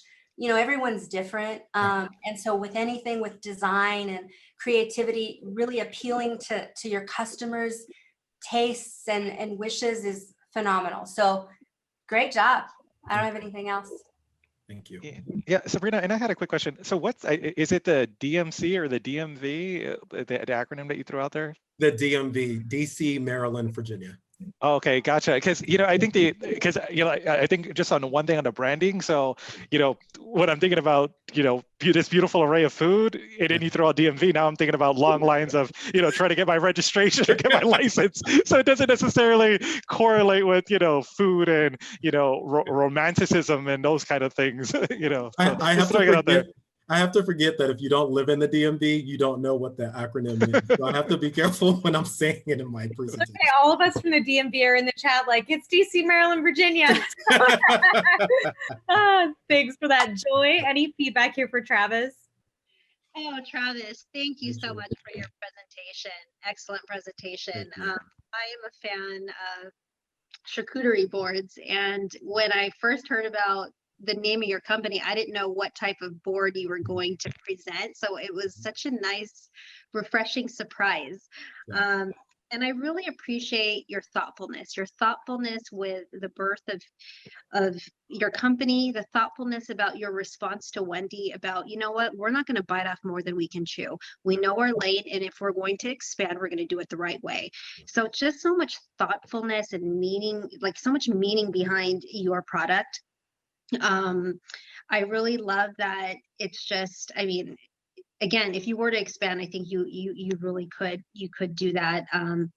And again, the curation part of the boards, the customization, it definitely brings happiness to customers. And so I just commend you for, for bringing, for your innovation and bringing this to life in response to the pandemic. And I really did appreciate that you took a few months off to really think about what you wanted to do and how you want to make an impact. And I really do feel that impact. So thank you.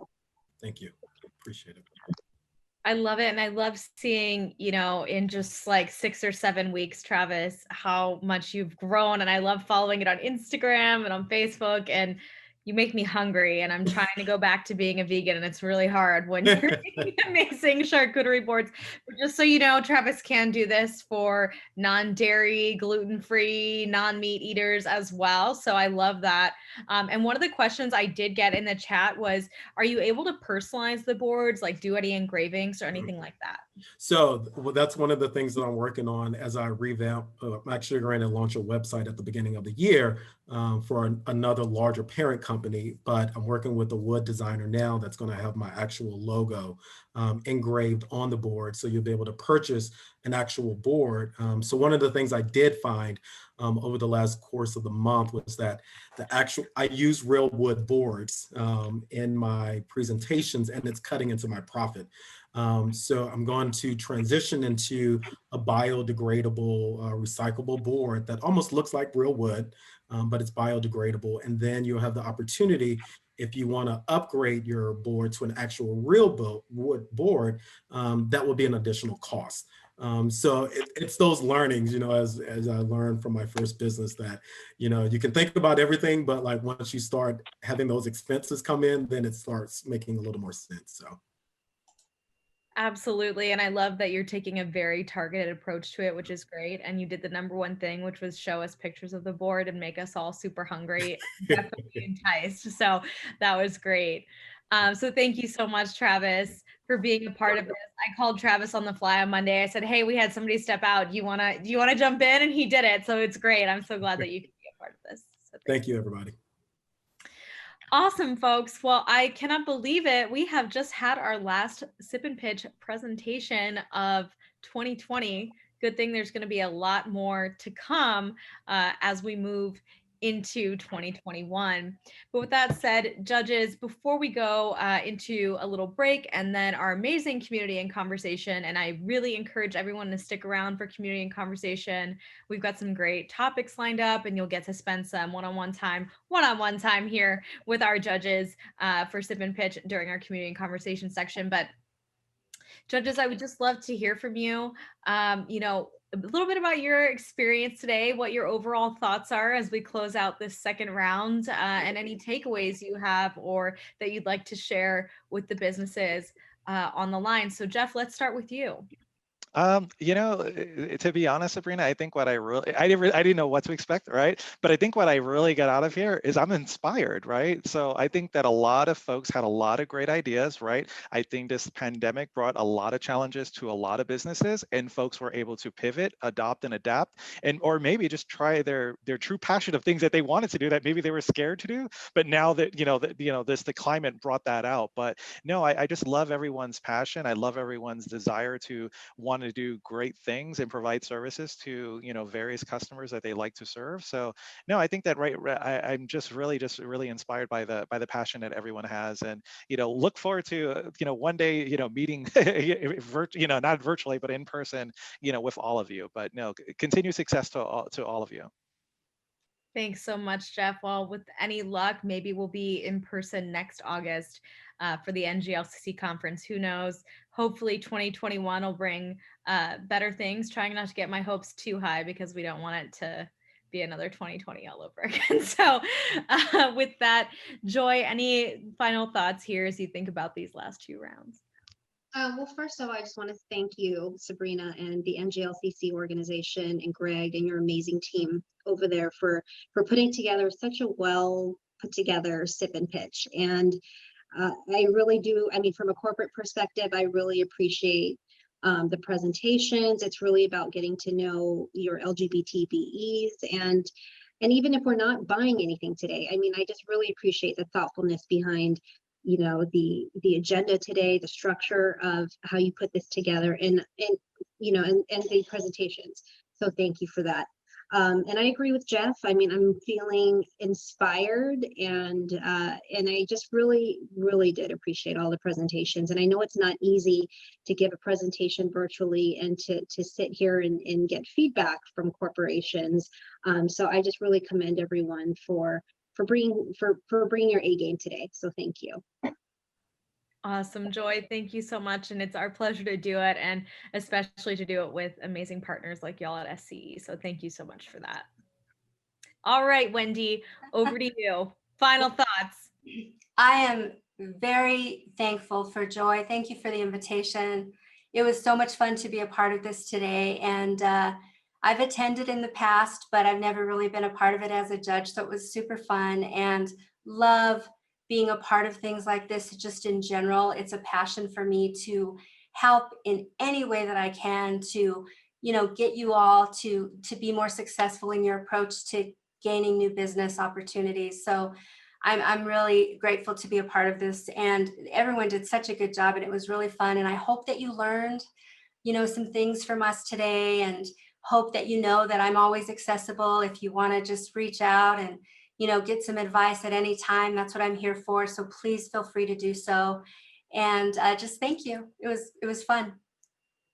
Thanks so much, Wendy. Hopefully this won't be your last Sip and Pitch. We were so glad to have you here with us. Thank you.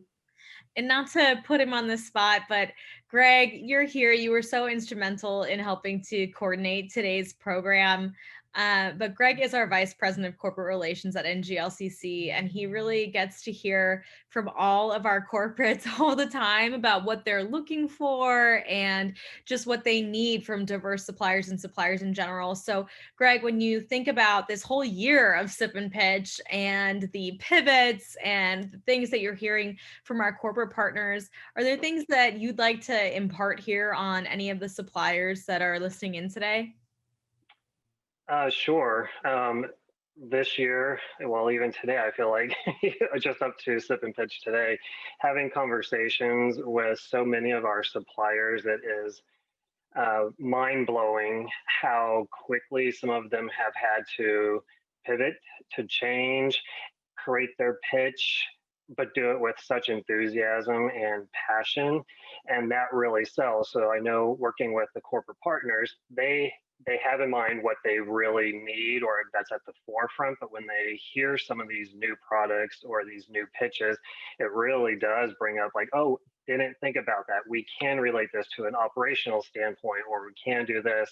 I think it's really the passion and the creativity that is kind of driving the additional interest with our corporate partners. So not only have the corporate partners been so supportive in all the changes this year, but it's the suppliers that it's amazing what you're doing to sustain your business and grow. So I just think it's amazing to see all this. So Sip and Pitch has certainly changed the way corporate partners are looking to find new suppliers, because how many times have we seen in the chat, no idea this product was out there, or this service, I need to talk with them. And I've seen so much transaction being done by that. So it's really been amazing. Absolutely, Greg. And, one of the things I love is seeing the repeat participants that we have. Like there's Kristen Hickey and there's Tammy Wallace and Deborah Quade and Brian Gorman, and y'all are people that almost never miss a Sip and Pitch, which is so awesome. And it's just proof that there really is something amazing here for everybody. So we love seeing you take part of this. And if this is your first time being a part of a Sip and Pitch program, hopefully this won't be your last. And with that said, we are going to be back in just about 10 minutes for community and conversation. So don't go anywhere. This is the really fun part of the program. Even if you didn't think everything else was fun, this is also very fun. And you get to pour yourself a drink. I'm going to go get mine. Do a little stretch, stick around. We'll be back in just about 10 minutes for community and conversation. Thanks, everyone. Okay, welcome back. Hopefully you had a nice little break there and are looking forward to a fabulous community and conversation ahead. Thank you so much again to all of our presenters for today's program, and of course to Southern California Edison for presenting this program with us today and providing your amazing judges along the way. It is now my pleasure to turn it over to one of today's judges, Jeffrey Rodriguez, who is going to lead us through clean energy, a pathway to 2045. And then we're going to have some fun little breakouts and conversation along the way. So Jeffrey, I will turn it over to you, and feel free to share screen or do whatever you need to do. All right, no, thank you, Sabrina. So I'll make it more of a conversation here amongst the team. So I think there's a lot of, good things that, I kind of want to talk about where the utility is going here on our side, but I do know that there's a lot of folks on the call that aren't necessarily here in Southern California Edison. So I'm going to make it a little bit more broad, right, in regards to clean energy, but I think as a nation of where we're going. And I'll give, some specific examples of what we're doing here at the utility at Southern California Edison. So we do have, and, it's public knowledge and it's on our portal page. So we do have our clean energy pathway to 2030 and 2045.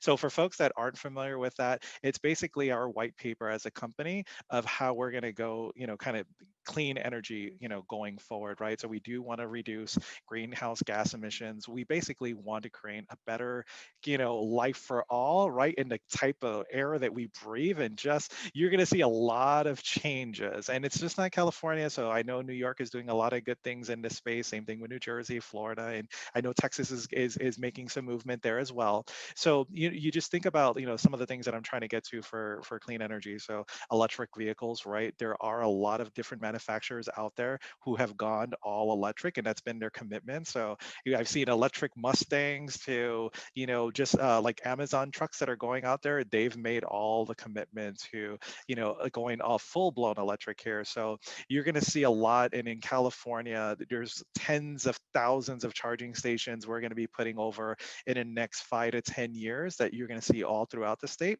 which I know other states are kind of doing the same as well, as they're getting different approvals from their the state, right, from the commissions that they serve. So but with that, you kind of think about a little bit as, where is the direction of a lot of the states going, and then you just think about your business. Well, how do you play in that, right? And I think there's a lot of different opportunities there. So I'll just go back with electrical vehicles, how I mentioned in the charging stations we're putting out there.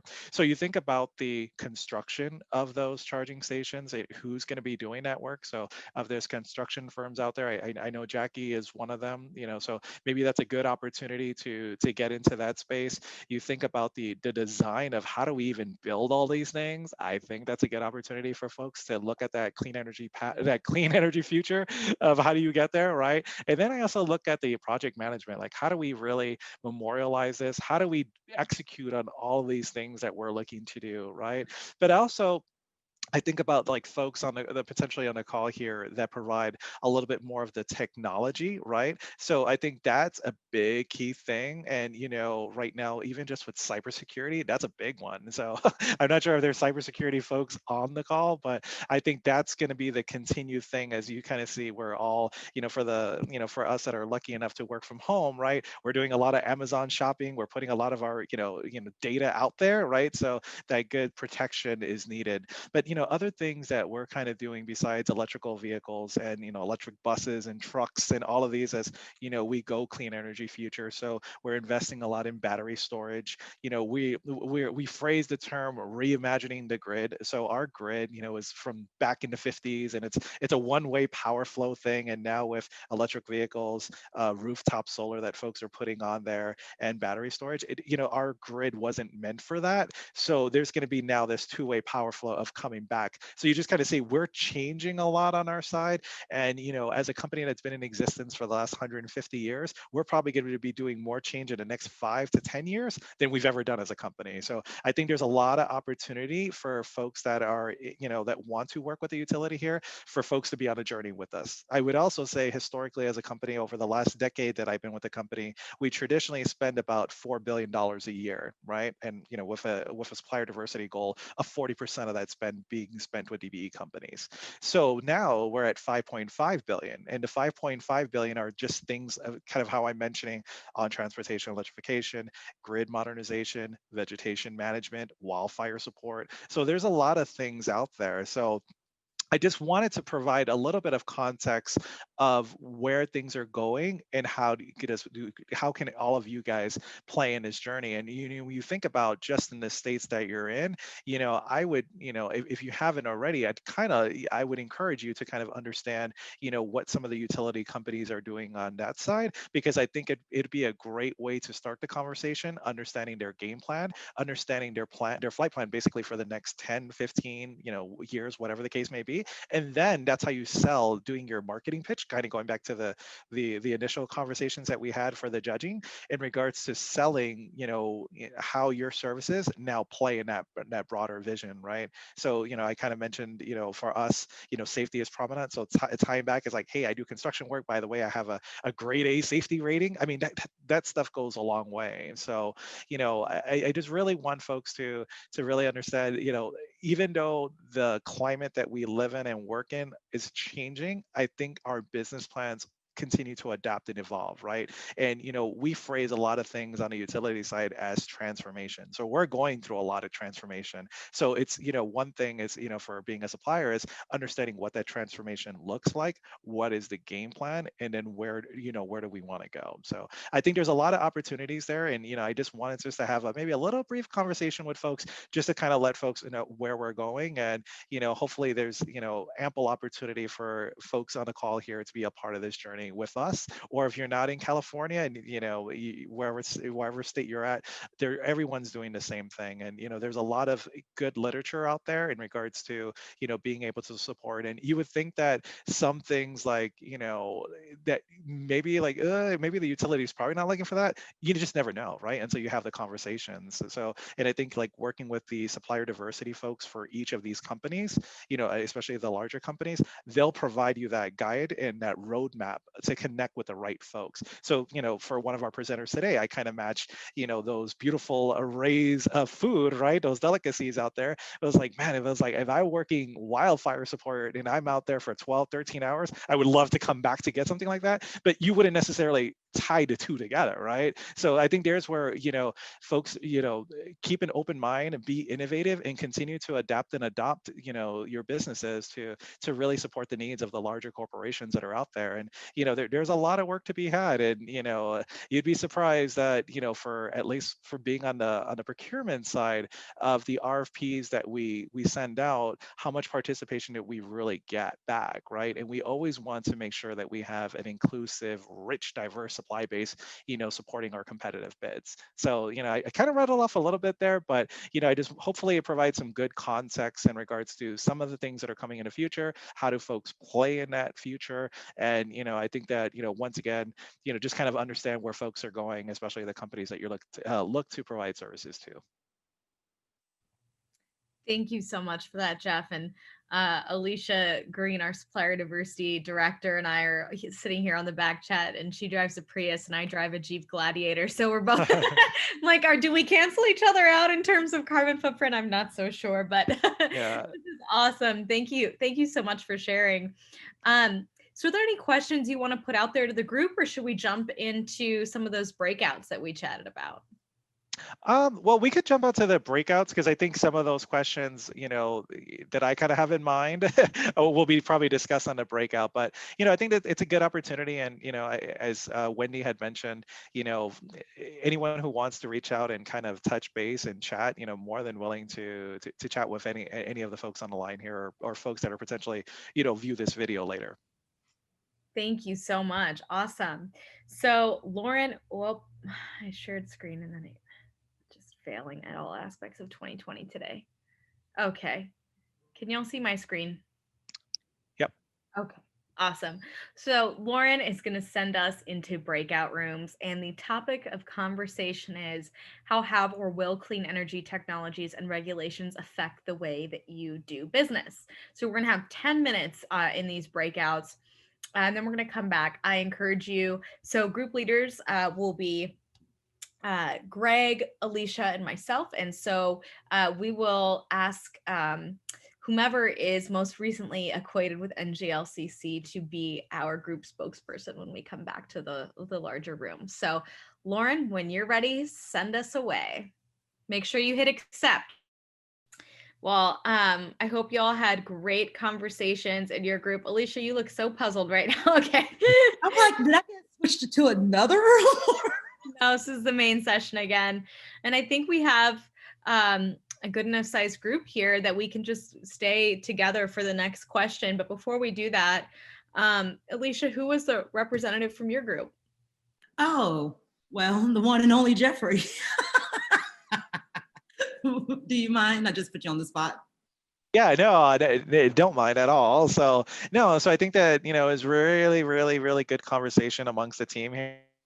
So we actually ran out of time, but it was good, rich dialogue. The folks on our group kind of shared, different ways that they've been able to adopt and adapt, right? And actually, there's been a lot of benefits in regards to growing their businesses, right? But then you also think about climate change and the tangible benefits of not, having to drive to work every day. What that has, served for our society as well. And I would just say here in California, it's so dense, right? There's so many folks driving into the city, where not having so many folks drive in anymore, we're cleaning better, cleaner air, right? Hopefully, longer term effects, there'll be, less, kind of health concerns with, the air that we're breathing, all that nastiness that we're breathing. So I think there's a lot of tangible benefits, and there's some good success stories that folks shared in regards to getting that additional reach of their services, right? And instead of trying to meet with individual clients, right, in person, now they have that broader array of now going to more of a telework kind of environment where they're able to get more clients, right, reach out to more folks, and are able to repurpose that travel time into now providing more services for the clients that they serve. That's excellent, Jeff. Thank you so much. Sounds like y'all had a really robust dialogue. I think we had a robust and fun dialogue in my group. But before we pivot over to you, Gary, Greg, who is the rep for your group? The one that we cut off right at the very end. Tamai, are you still on? We cut you off at the very end and you had some great ideas. Hopefully you can summarize some of the topics we covered. You're on mute. Sorry about that. I wasn't before. I'm Tamat McGonigal. I'm with Buffet MP. We're one of the newest certified companies, and we are just starting to work with you guys. This is my first sip and pitch, so I'm very excited about it. And because of that, I got tagged as the presenter. So it's a tough way to treat the new guy, but I'll try to do my best. And so I was with Kyle, Greg, Milo, Maxine, and Paul. And we all had mixed feelings about how, based upon our personal businesses, how this whole thing was affecting us energetically and everything from an energy standpoint. But we did talk about encouraging your clients to have good practices and to use their good practices as part of their product marketing. Paul brought up about the whole stay-at-home thing as we try to analyze from the past and see what the benefit was, as I think it's human nature, that we may identify the air quality improvement, the lifestyle improvement, so that we realize that, just like you were saying before, that we're not using all these emissions and things like that. We're staying at home, and that there could be benefits from that. And I was also thinking on that point as well. We were talking about the benefits of working from home. Now we realize a lot of the intermediate meetings we would have in long-term production processes can now be handled by Zoom, so that when we do get together personally, it'll have meaning and impact to be something that you look forward to. And so we were all varied about how in our individual businesses we were able to impact, but I think we were all looking at the ability that how we can affect the people around us and our customers. And the fact that we're working from home and all that, it's also going to affect our personal lives and our quality of life. All those people that have 2-hour commutes and stuff like that, they're staying at home. So it's that's kind of where we left it. And then the meeting ended. So did I catch everything, everybody in my team? Or Getting thumbs up. So I think so. One other thing that was mentioned though was Kyle, I think it was Kyle that mentioned that it may not have a drastic effect on him. However, his client base has indicated they are all about sustainable products and clean business. And so it changes the way that he not only views it, but understands it and is able to support their initiatives as well. So whether it's direct or indirect, there are certainly the influences there. Kyle, I probably didn't say as good as you did, but. And one quick thing, I want to introduce my coworker and one of my customer service managers, Gary Chichester. He's still on the conversation as well. So I just want to say he's another part of our team. I want to acknowledge him for all the help he's giving me and to make our business a success. So. Thank you for that. Say hello to Gary. Awesome. Well, we're lucky because Gary was the rep in our group. So you're right. It is the right way to treat the new guy in the room. But before we do that, Tamat, I have to say, are you related to a Professor McGonagall, Minerva McGonagall? Are you talking about from Harry Potter? Yeah, I'm just kidding. It was a terrible joke. People ask me. No, it's fine. She doesn't know how to spell, but she spells her name differently. But the funny thing is that McGonagalls were basically nothing until that book came out. Now everybody asks me that question. So it's, I love it. Well, it's okay. Like I was saying, people ask me if I'm Sabrina the Teenage Witch all the time. So you've heard it once, you've heard it twice. My favorite is to say, wow, I've never heard that before. And people are like, really? And I'm like, no, absolutely. You're not the first person. So thanks so much for that. Gary, over to you for our group. I guess what really came about was just sustainability was as well. At first, Tamat made mention of we're the newbies, so we're taking over this whole screen right now.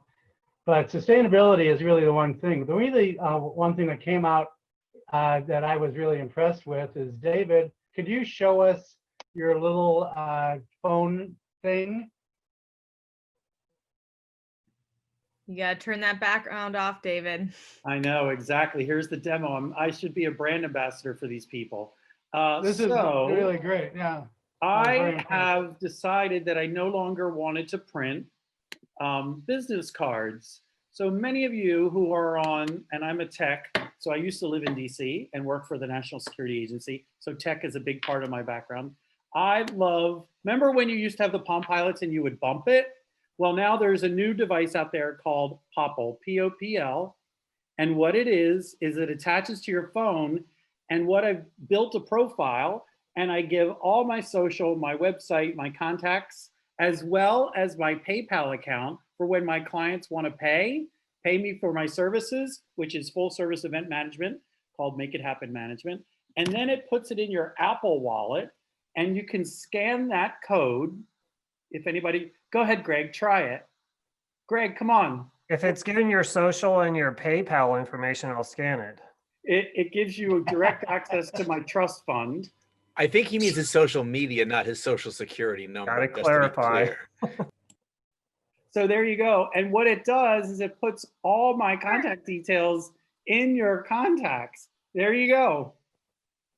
And so there, it's a sustainable option. This isn't even my business, but this is a great tool for anybody out there.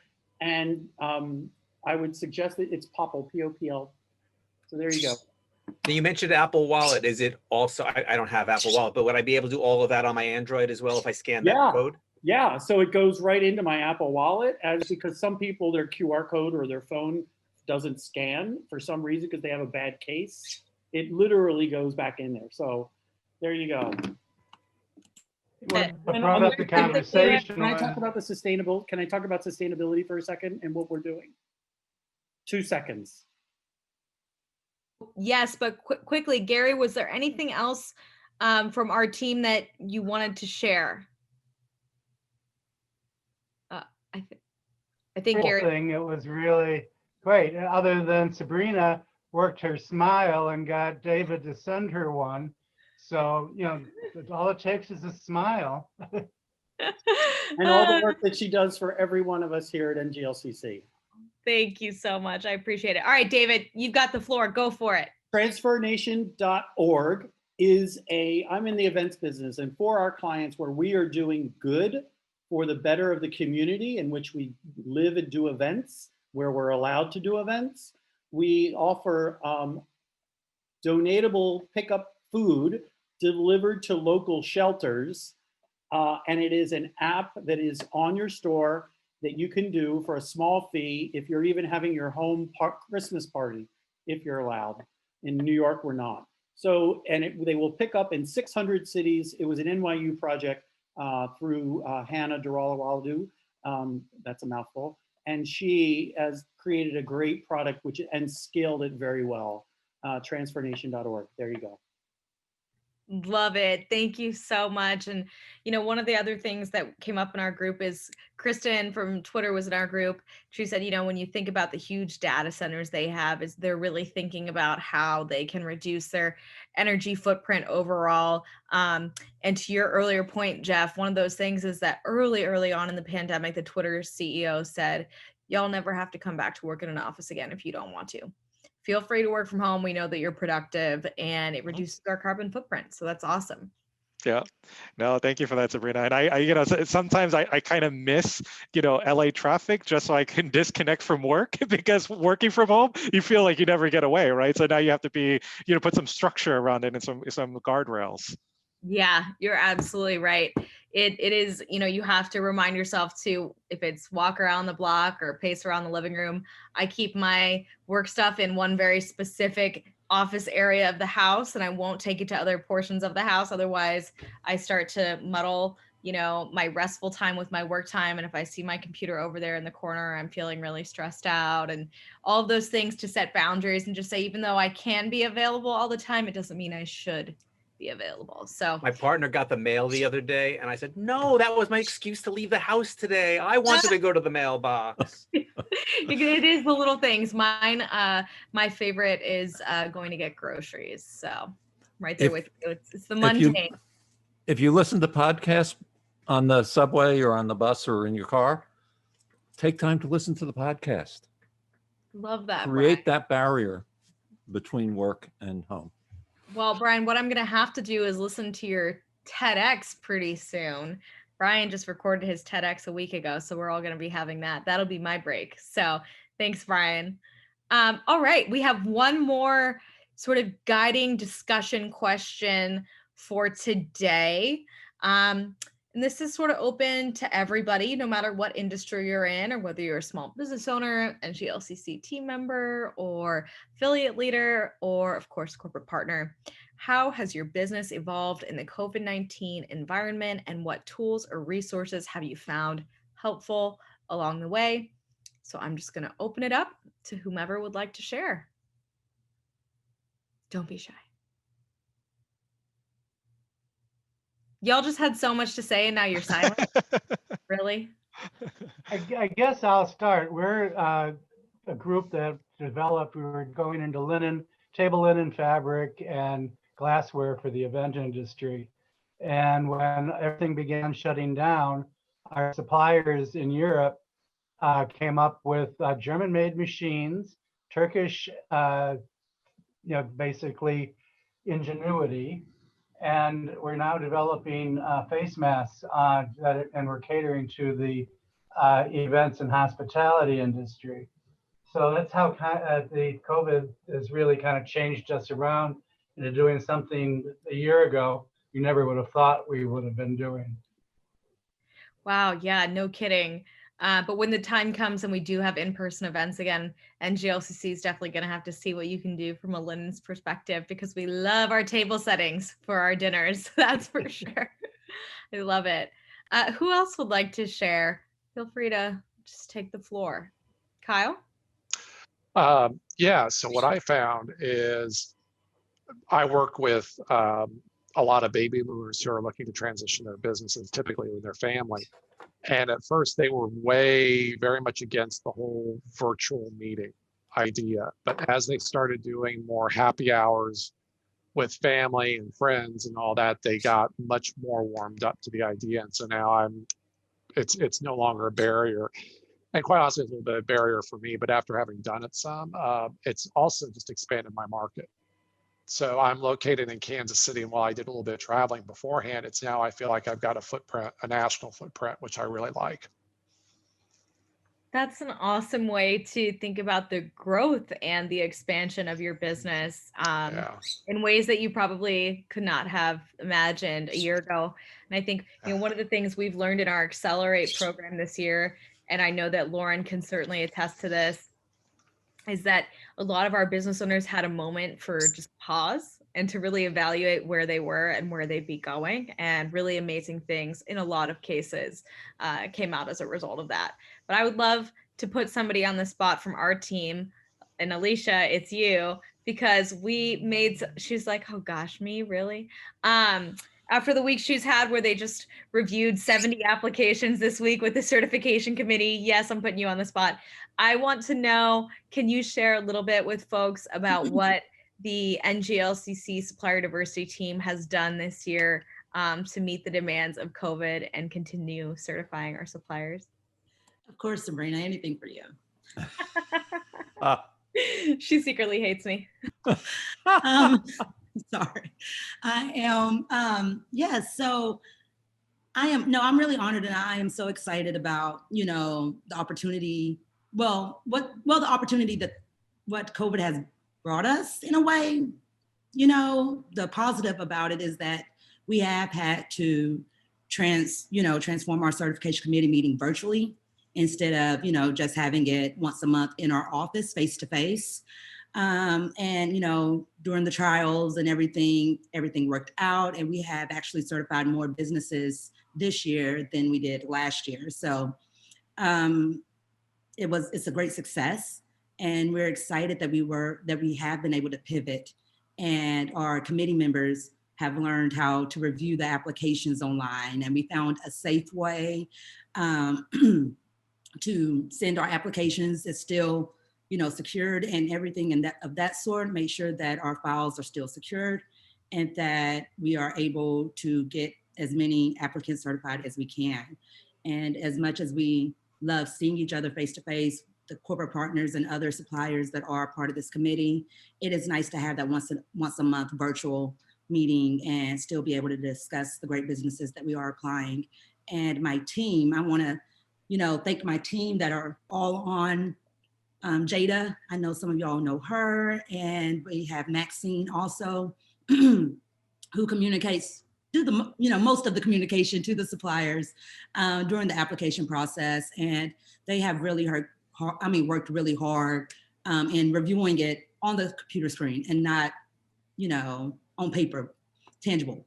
And so I want to thank them for being able to adjust and transition to this virtual world as well. So just like, you know, Brian in our discussion stated, and Beck, she had to get off, but it has been able to get us out of a box. We're thinking since, you know, we had to print out the applications, put them in a hard copy file locked up in a, you know, in a room, that now that this has happened, we were able to expand and people are having more time to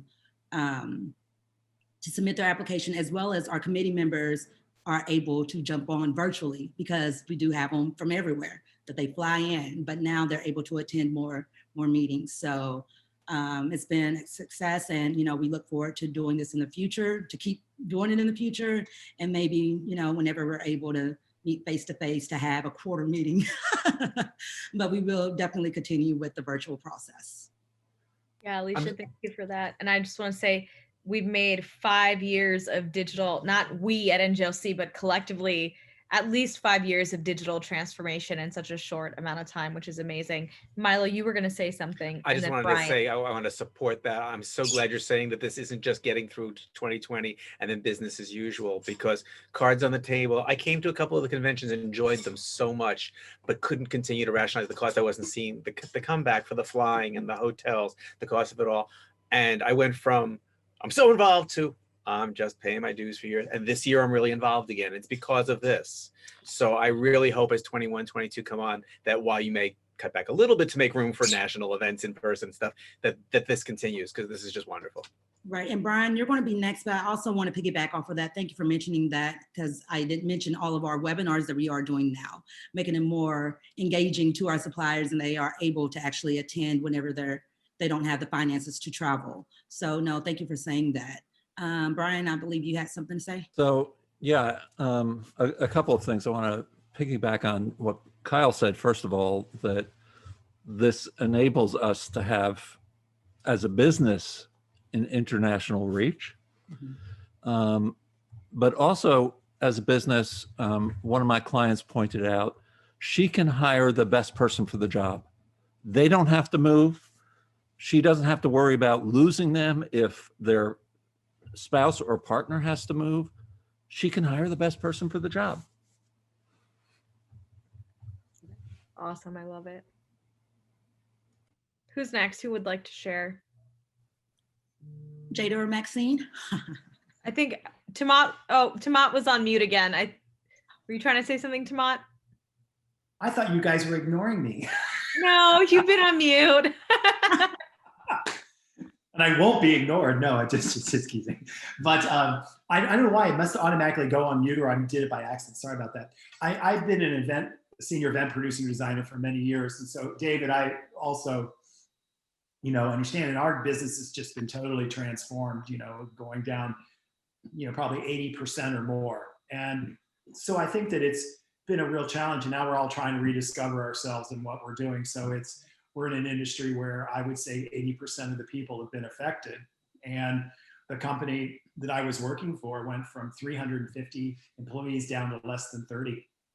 So it's a real challenging time, but I think that we're discovering ways to silver linings. So we're dealing with things like virtual events, hybrids when you combine the virtual with live, and coming up with ways to adapt. And we've all been talking about how we're going to handle people who can't afford to go. I think that one of the long-term things from all of this is that there will be what I'm going to call a virtual or AV component that allows people to join without physically being there. And I think and I think it's going to be probably, at least for a certain amount of time, a continual part of, even if you go to a live event, or live events will become more regional.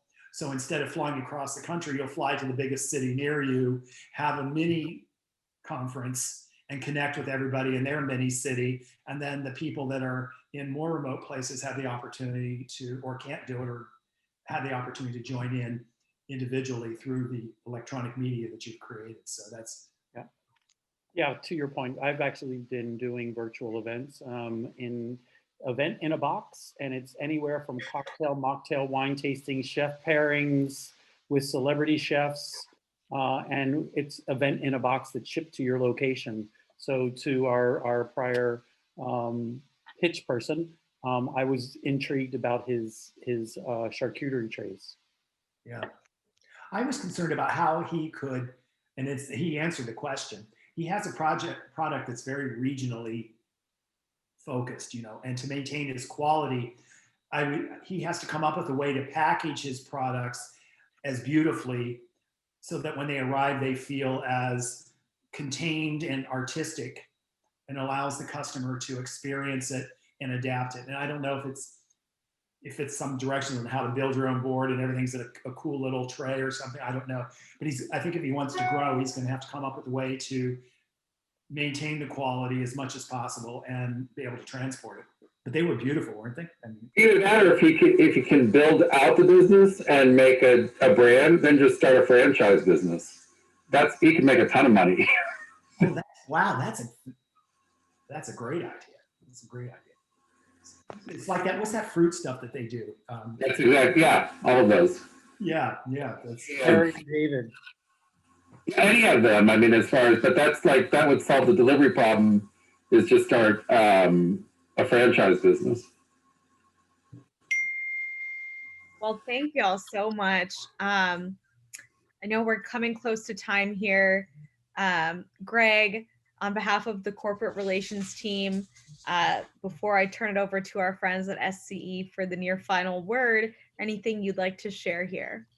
Well, I think it's all been shared. I love the conversation part because it totally turned into that, just like we do at our events. Once you start letting your hair down a little bit, it's fun to go into these casual conversations. But I will say 2020 has been truly great to several of your points that we've been able to connect more, sometimes maybe too much. We're too available all the time, but we have been able to connect more. And I think this has been great. This conversation has been great. I will say, SCE, thank you for your support through the entire year. You've been wonderful.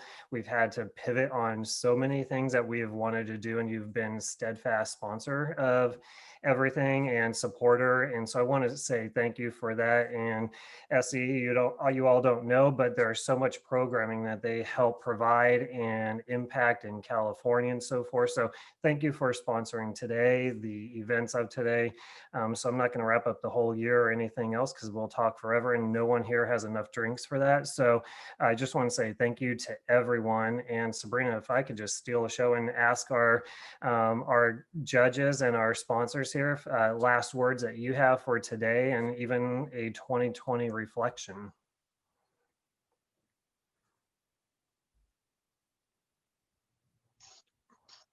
Is that directed at Sabrina or me? That's to you. I was like, wait, did I miss that cue? Nope, it's to our judges here today. Well, I genuinely enjoyed myself today. So thank you for putting on such a great virtual event and pivoting. SCE is definitely a proud sponsor of today's event and the programming. I'm a fan. Terrence is a fan. We're all fans of the program, the meaningful program that you put together. So thank you to Jeff, my colleague that's here with us today. I know our performance review comments are due today, but thank you for taking the time to be here to serve as a judge in your presentation. I really appreciate you and your partnership. So Jeff is from our supply management team, and teamwork makes the dream work. So So thanks to him and to you, Greg and Sabrina. Again, thank you, and the suppliers. I mean, fantastic presentations today. I mean, I haven't really had an opportunity to really sit and listen to presentations this year, just because we've had to pivot in so many different ways and respond. And there's just so many competing priorities going on, but there was so much value in today. And again, thank you. Thank you so much for that, Joycelyn. Jeff, any final thoughts here? No, grateful and thankful for the opportunity here as well. You can kind of hear when I was talking about the company, definitely have a passion here, been with the company for over a decade. So, this is, I just think there's a lot of, innovative things on the horizon, and it's always good to kind of see how we continue to adapt our businesses to support that future demand and needs of our clients. Well, Jeff, Joy, thank you so much for sharing your time and your insights with us today. Thank you to each and every one of you. I know that it's a 3-hour program, but the time really does fly by, and we so enjoy spending our Friday afternoons a couple times a month with you all. We hope that you have an incredibly safe and happy holiday season. Stay tuned for early 2021 when we'll release the Sip and Pitch schedule for next year. We're really looking forward to hearing from more of your companies. If you haven't pitched, make sure you get your application in at nglcc.org/sipandpitch. You can reach out to us at education@nglcc.org with any questions. And I just want to give a big thank you again to Southern California Edison, to Wendy, Jeff, and Joy, to each and every one of you, and most importantly, to the amazing team at NGLCC. You all make this so much fun, and you are such great support in this, and I couldn't do it without you. So thank you, everyone. Have a great holiday season, and we'll see you back next year.